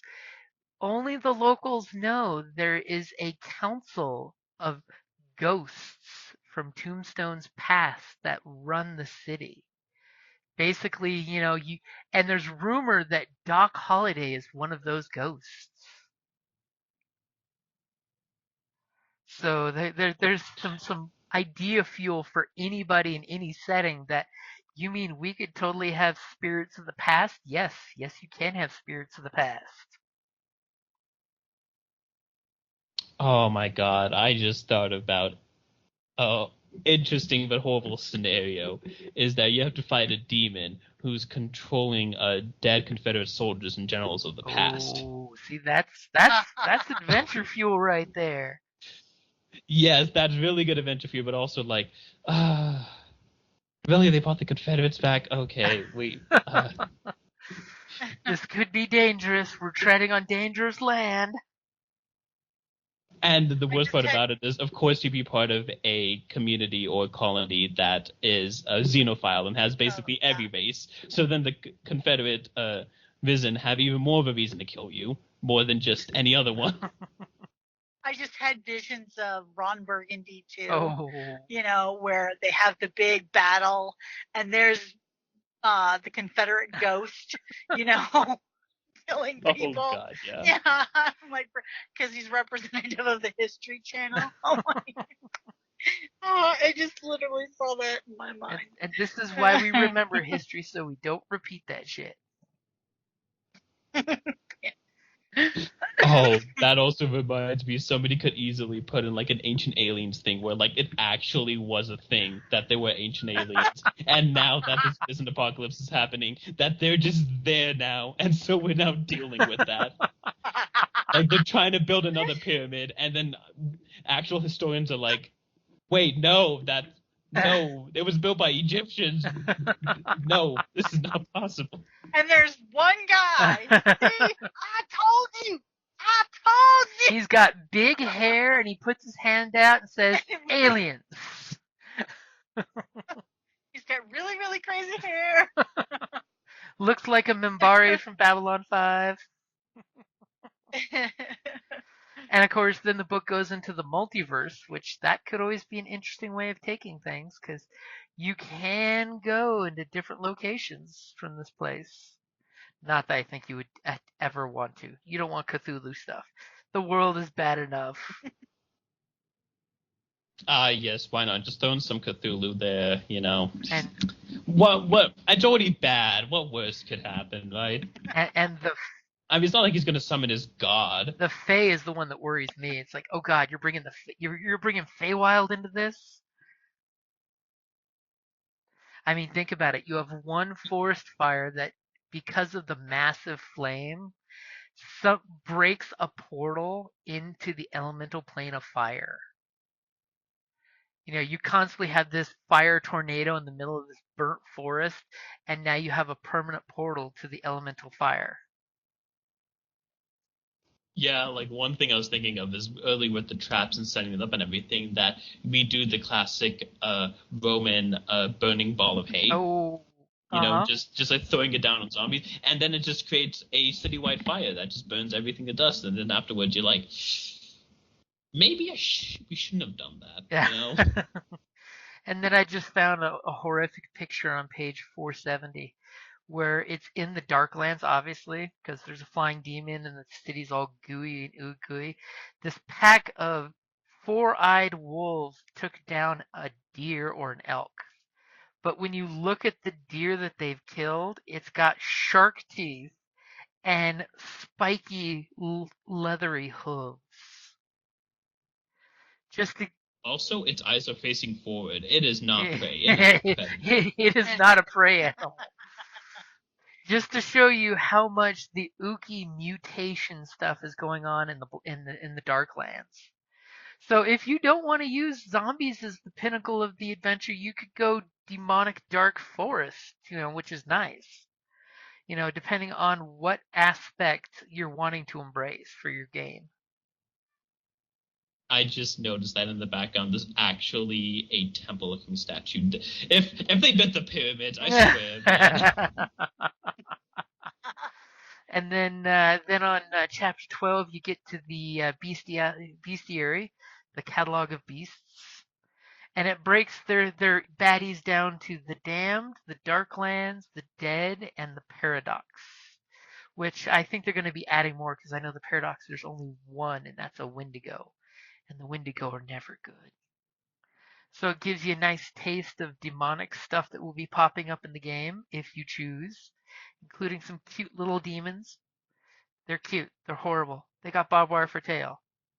Creepy spider demon. The fire urchin, which is the creepiest thing ever. It's like a sea urchin is glowing red on fire, but it has a tentacle coming out of the top with its mouthy eyeball thing. And by the way, they burn everything down. Of course they because, demons.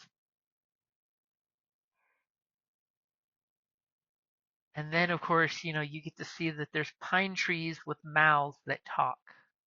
The siren pine. Just what we need, something else in the Darklands to lead us off into the woods. Where there's two-headed badgers out there. Like badgers aren't bad enough, you give them two heads. So they have multi-attack. And I just realized that because of the setting and whatnot, it would be very easy, especially with this, to incorporate a whole bunch more of like horror movie or like horror setting stuff. Like lots of SCP things would work well for this, or or like Siren Head, for example, just to end the Darklands. You just hear a siren going off. Yeah. Yeah, that stuff is. That's another thing I really like about it. It's just so easy to add a whole bunch of like modern day, horror fantasy stuff. And the nice thing with the Darklands and the mutation, you can totally use anything that's in the actual monster manual, which is fantastic because you can basically just shave off the numbers and describe to the players what they see, and that's something you just imported straight from the monster manual. Or any of the other D&D stuff. Like, if you look at the 3rd edition or 3.5 edition, you could totally take things from Monster Manual 2 or 3 out of there that have more Cthulhu feel. And then you have the apparitions for the ghosts. What I love about the apparition section is it's not just like in D&D Monster Manual, here's an apparition. It actually gives you the level of the person dying. Here's what their stats would look like, level 1 to 20. So you could, in theory, have your players murder someone and their spirit comes back. And by using higher level spirits, it actually progresses with the players that they're not just going to look and go, oh, it's a banshee. After level 3, we can kill those easy. Which that's always when you want to keep the power level of the baddies keeping up with the players, which is nice. Mm-hmm. And I can definitely turn into one of the situations where it's damned if you do, damned if you don't. And I'm sorry, on page 499, the specter there that looks at some woodsman hunter gun nut is absolutely freaking terrifying. It's the purple specter with the hoodie. And the fact that it can use all those weapons is kind of scary. That's the scary part. He's coming at you with a hatchet with a knife built into it, And he's got a, single shot flintlock pistol and a 6-shooter on him and a crossbow behind him. Ghost arrows. Those gotta hurt. And to top it off, another 2 knives, because, you can never have enough knives. And I just noticed he has a bandolier with grenades on it. He's ridiculous. Spectral grenades. Now that's cursed. And then, of course, they give you the emotes of dread, so that we've got more spooky, scary ghost stuff to bring out to your players. The absolutely horrifying Sharknado of a legendary action spirit tornado, where it's got like 5 or 6 ghosts, poltergeisting all the items. Because think about it, a lot of people are dying pretty horribly in this setting. So just because your body's now being possessed by some undead spirit and now becoming a zombie, your spirit's still free to go become its own character now. Congratulations. And when it comes to the addition of the Risen, they have rules to take any of the Risen in the book and then make them decayed, which means basically they have not been feeding, so they're falling apart.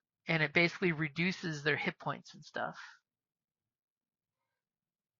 And you can also bolster them by making them infected. There's something, called the rot flies, and they can infest zombies with their larvae, which is nasty. It's definitely something you don't want to get infected with. And it's got like day 1 of the infection, you're hallucinating. And as the Risen go, the strongest of the Risen is the Depraved. That's the one I was telling you guys earlier about, where like a serial killer or a mass murderer comes back. And they actually, and I'm sorry, the Depraved would be a great foil for the player group, because it's an intelligent undead that can boss the dumb ones around. So he could be stalking your colony, slowly watching how the colony works, setting up a few mastermindy little traps or ambushes. Like think I Am Legend, the leader one amongst the infected. All of a sudden you guys are having routine, and all of a sudden, oh look, your routine trap turned into a trap against you. And one nasty thing. Or Pride and Prejudice and Zombies, where they Oh have, yeah. One that can control. I mean, think about it. He's got a charisma for an undead guy with no skin. He's got a charisma of 16. He might be pretty good in deception there. Maybe he puts a hoodie on and he looks like, somebody that's needing help to lure you guys out. And worse, if they bite and kill a human, the Risen that develops out of that dead body is actually a more powerful version. So they could have a cadre of stronger Risen with them. So your first Risen you normally get, and I'll go out of order in the book, but order in the Risen, is the Hungry, which has, of course, that horrible picture of the mom with the baby and the papoose. They're just your typical shamblers, They're dumb as posts. Intel 3, they work on basic instinct, So your GM plays them very basic. Their AC, not too bad at all. They do have a decent amount of hit points for a dead corpse, but that's because their body is calcified, is the excuse. If they eat and develop, they grow into what's called a famished, which is a slightly bigger version of a zombie with a big bloated belly because they kept eating, and they develop bigger clawed hands to be better at grabbing and attacking, and a huge 10-foot tongue with like lamprey teeth at the end, so they can snatch and catch things. I could just see one of these hanging over an overlook as your players are walking through a doorway or something, and this thing's just lashing out at them, from a nice safe distance above. And then after the famished, you have what they call the ravenous, which their feet have mutated now to be having running feet. So it's your dear God, this thing has a 40-foot run speed. It's a zombie that runs. Not only does it run, their claws have elongated to become great at snatching. They look almost like bird talons for snatching prey. And the ravenous are what the evil, intelligent ones create automatically. And they're definitely a lot harder to deal with. I mean, I'll totally drop that they are CR3 creatures. And any of the risen can decay if they're not being well fed, which is nice for a GM if you're going to an area where, say, all the people have been decimated. You could totally cut your players some slack and say that they are all withered, waiting for food. The problem? You are food. So know that you will be relentlessly preyed upon. And then of the paradoxical creatures, they have the classic Wendigo. It's like a CR9 creature that you definitely don't want to deal with while camping out in the woods. Yeah, I typically don't like werewolves, and the fact that it's a werewolf, that's worse. Yeah. And then the next section of the book is the magic items, which we will just zip through because it is massive. And it is full of charts that you generate your magic weapons from the get-go, like every little aspect of it. One thing I do like they put in the charts is that it did kind of give me the feels of World of Warcraft, where of the owl, of the wolf, of the whale, sort of like in World of Warcraft old school, their magic items were like short sword of the whale tells you it's a stamina thing or something like that. And of course, they give you lots of new oddities, which is good. So that way you have weird stuff. It's not really magic, but it's weird stuff. Like the bad penny. If your magic item has this, the item constantly is ending up in your hand, even when you're not using it. Putting it in your pocket, bag, or even putting it down means in the blink of an eye, it's in your hand again. What would be worse than having a weapon with that trait? You're in a talking negotiation situation. You've got your hand on your holster because you know as soon as you take your hand off the holster, it's going to pop into your hand magically, which is great for a survival situation. But as soon as the guy tries to shake your hand and the gun pops into your hand, awkward.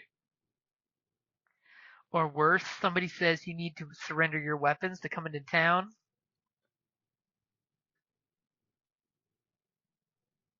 I don't know. I think it might be bad with armor because, daily necessities or whatnot would be way harder to True. do. Or there's the fact of, why are you sleeping in armor? It's like, oh, it's no issue. And then you basically get a debuff or a tired effect of exhaustion of some type.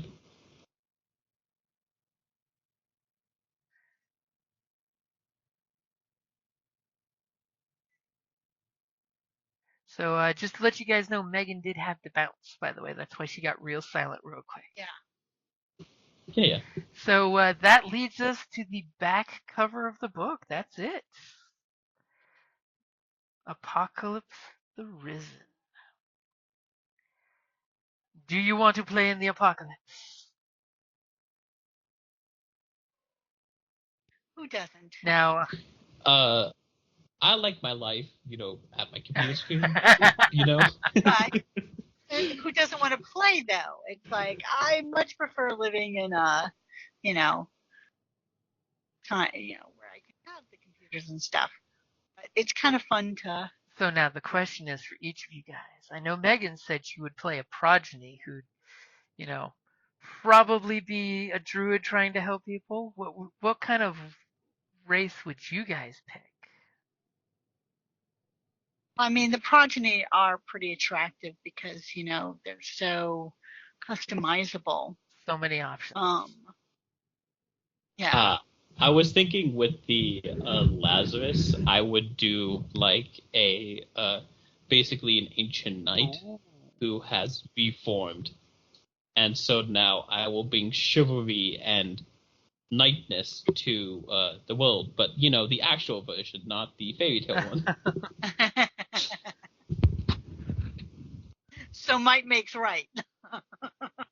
Yeah, and also, I'm a noble and you're peasants, therefore you should listen to You me. should know your betters. Exactly. Yes, you should, obviously. And come on, where's your etiquette? think about it. I mean, in a survival situation, there would be communities where the warrior caste goes out and defends and brings in stuff, and then there would be a servant class that takes care of the day-to-day needs because they need protection. Because not everybody's meant for the hunting part, but some people are meant for the gathering / other part. And I do like in the description of the hunting part how it reiterates to the players that you guys are the heroes of your colony. Your job is to go out, make the place safe, and bring back stuff because stuff is hard to get. Yeah. Although I will say though that after reading through everything and whatnot, one thing that the authors and the makers of this module did is essentially they were expecting you more so to play good and whatnot. Yeah. But I can see how this essentially could be a really fun evil campaign too. Oh. Where essentially you play as Progeny or Lazarus or something of that sort that's evil, and your colonies, for example, a marauder colony, and you're just trying to essentially gain power to join a demon overlord or something. So this could easily also be a really fun evil campaign. You could take this campaign dark real easy. I mean, you could be running a governor or a Negan style colony trying to, like you said, get the big demon lord we all see, try to get their attention that you're middle management at least. Bring me on board. You could be head of the HOA. Which is obviously demonic. That would be freaking hilarious though, actually. It's how in Walking Dead they have Alexandria and they had this basically suburban neighborhood. Yeah, the evil version is run by the HOA. Bad. The worst part would be if you were in a different colony and then you're playing as the HOA and you guys just go up to different colonies and say, hey, we'll buy the land from you, and if you don't, I will kill you. Yeah. We suggest you take our offer. I mean, that sounds like the creation of the Roman Empire, right?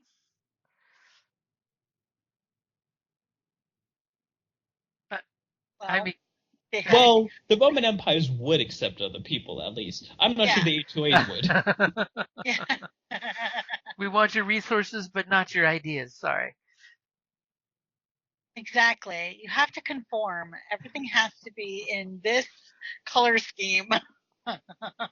Yes, because for Romans, at the very least, if you learn about the culture and civilization, you were considered Roman and civilized, and if you didn't, then you weren't. So they were inclusive, or if you were Greek. That was the only caveat. If you were also Greek, you were Roman too.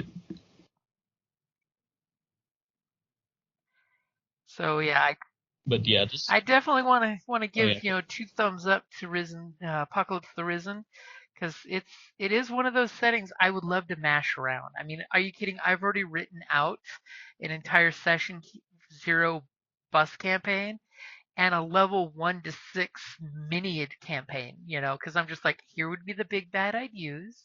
There's going to be other big bads and character things, but this is the situations going on around the colony.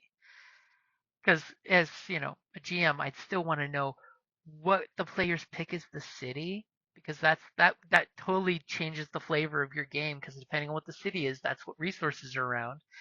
And what kind of colony the group ended up creating after session 0.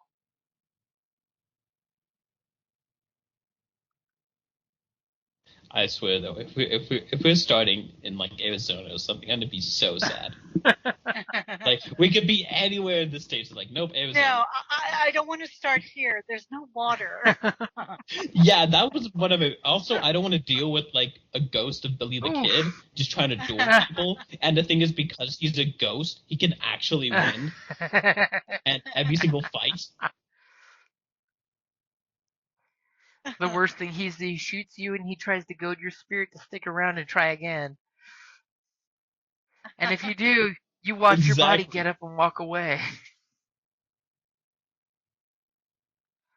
Oh man, the ghost part could be so bad. I mean, Think of how many, just dropping a ghost in the community of, oh, by the way, yeah, this is a ghost that died on this night 26 years ago. Boom. Because, fear the living, Hmm. but the dead are the living adjacent. Yeah, or the this person in the colony had to be executed because they did something bad, and then their spirit comes back to try to destroy the colony. Oh, that's a good one. Because again, this is a apocalyptic world. You have to do what you need to survive. Yeah, I mean, So sometimes an execution might be necessary. depending on how your colony has their rules set up, what happens if someone steals from someone else or takes too much food or whatnot? Or worse, like that old Star Trek Next Generation episode where Wesley's playing with the other kids and he trips and smashes into the little greenhouse and he was going to be executed for Well, the crime because you yeah, were just a stay off the yeah, grass. you're a kid that fucked around, broke and destroyed things that the whole colony is going to realize that's going to hurt us down the long run. How does the punishment fit the crime? One of my favorite scenarios for this is the young pregnant lady Oh, that didn't tell anybody. Like, that is such a dilemma for people to deal with. and then of course your classic zombie movie problems. Like any season of The Walking Dead. What happens when a disease comes in the community? But wait, there's Yeah. that druid out in the Darklands in the woods that has a cure for that.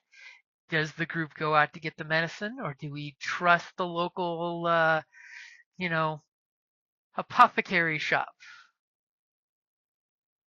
Here, put some mercury on it. It's good for what ails you.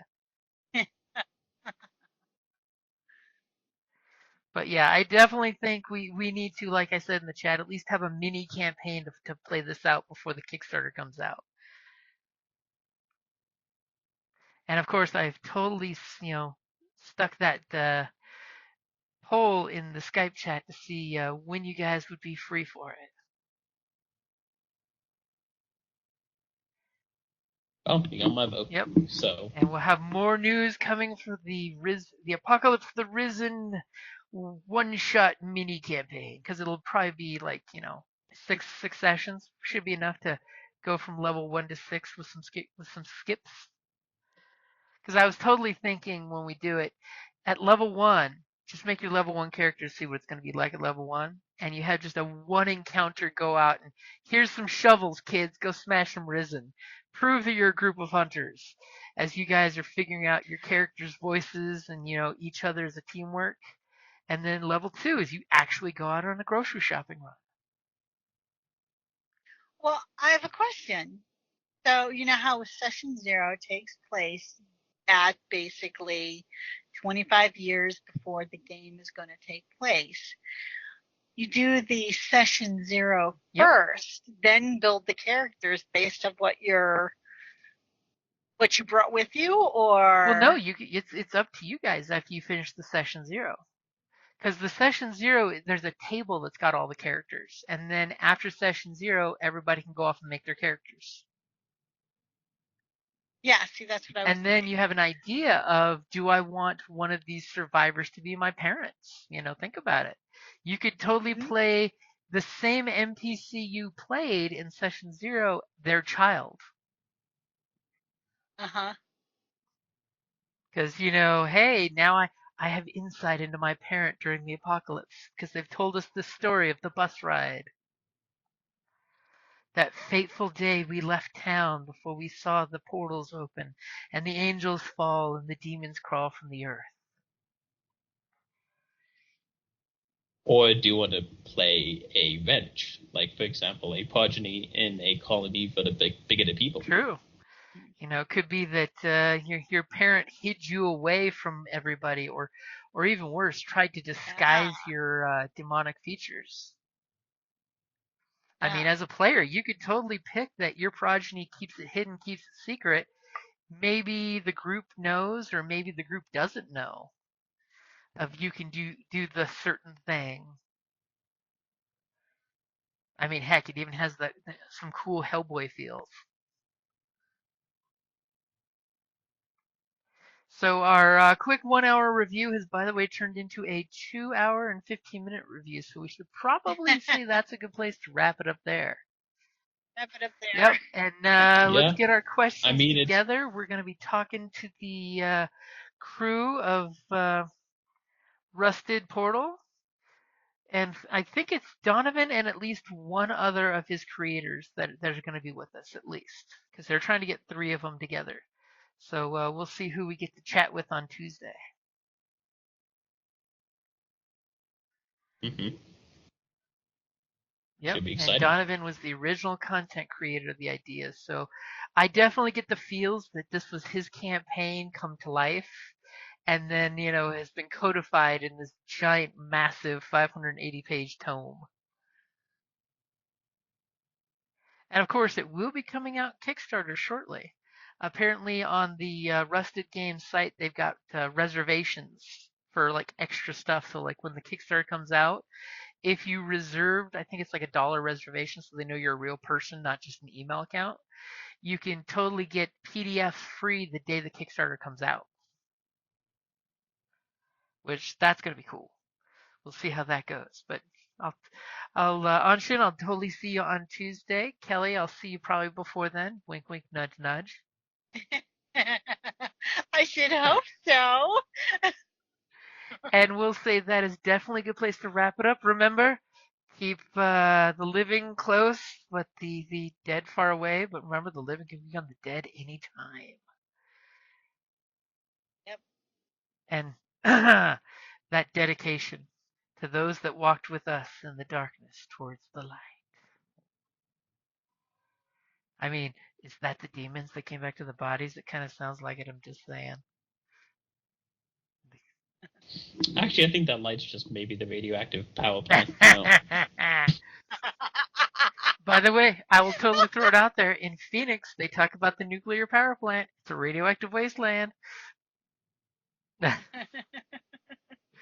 Alrighty, guys. Oh boy, another one. I will talk to you later, and I will totally say in the chats, we could always start chit-chatting about what starting city that you're originally your ancestors came from. Throw out 3 or 4, and I'll make a poll so we can decide on what the starting city will be. Or city adjacent. All right. Later, guys. Bye. Bye. Thank you for listening to D&D Journey of the 5th Edition, a member of the Creative Play and Podcast Network. Please follow us on Patreon at patreon.com/CPPN to never miss a show or stream.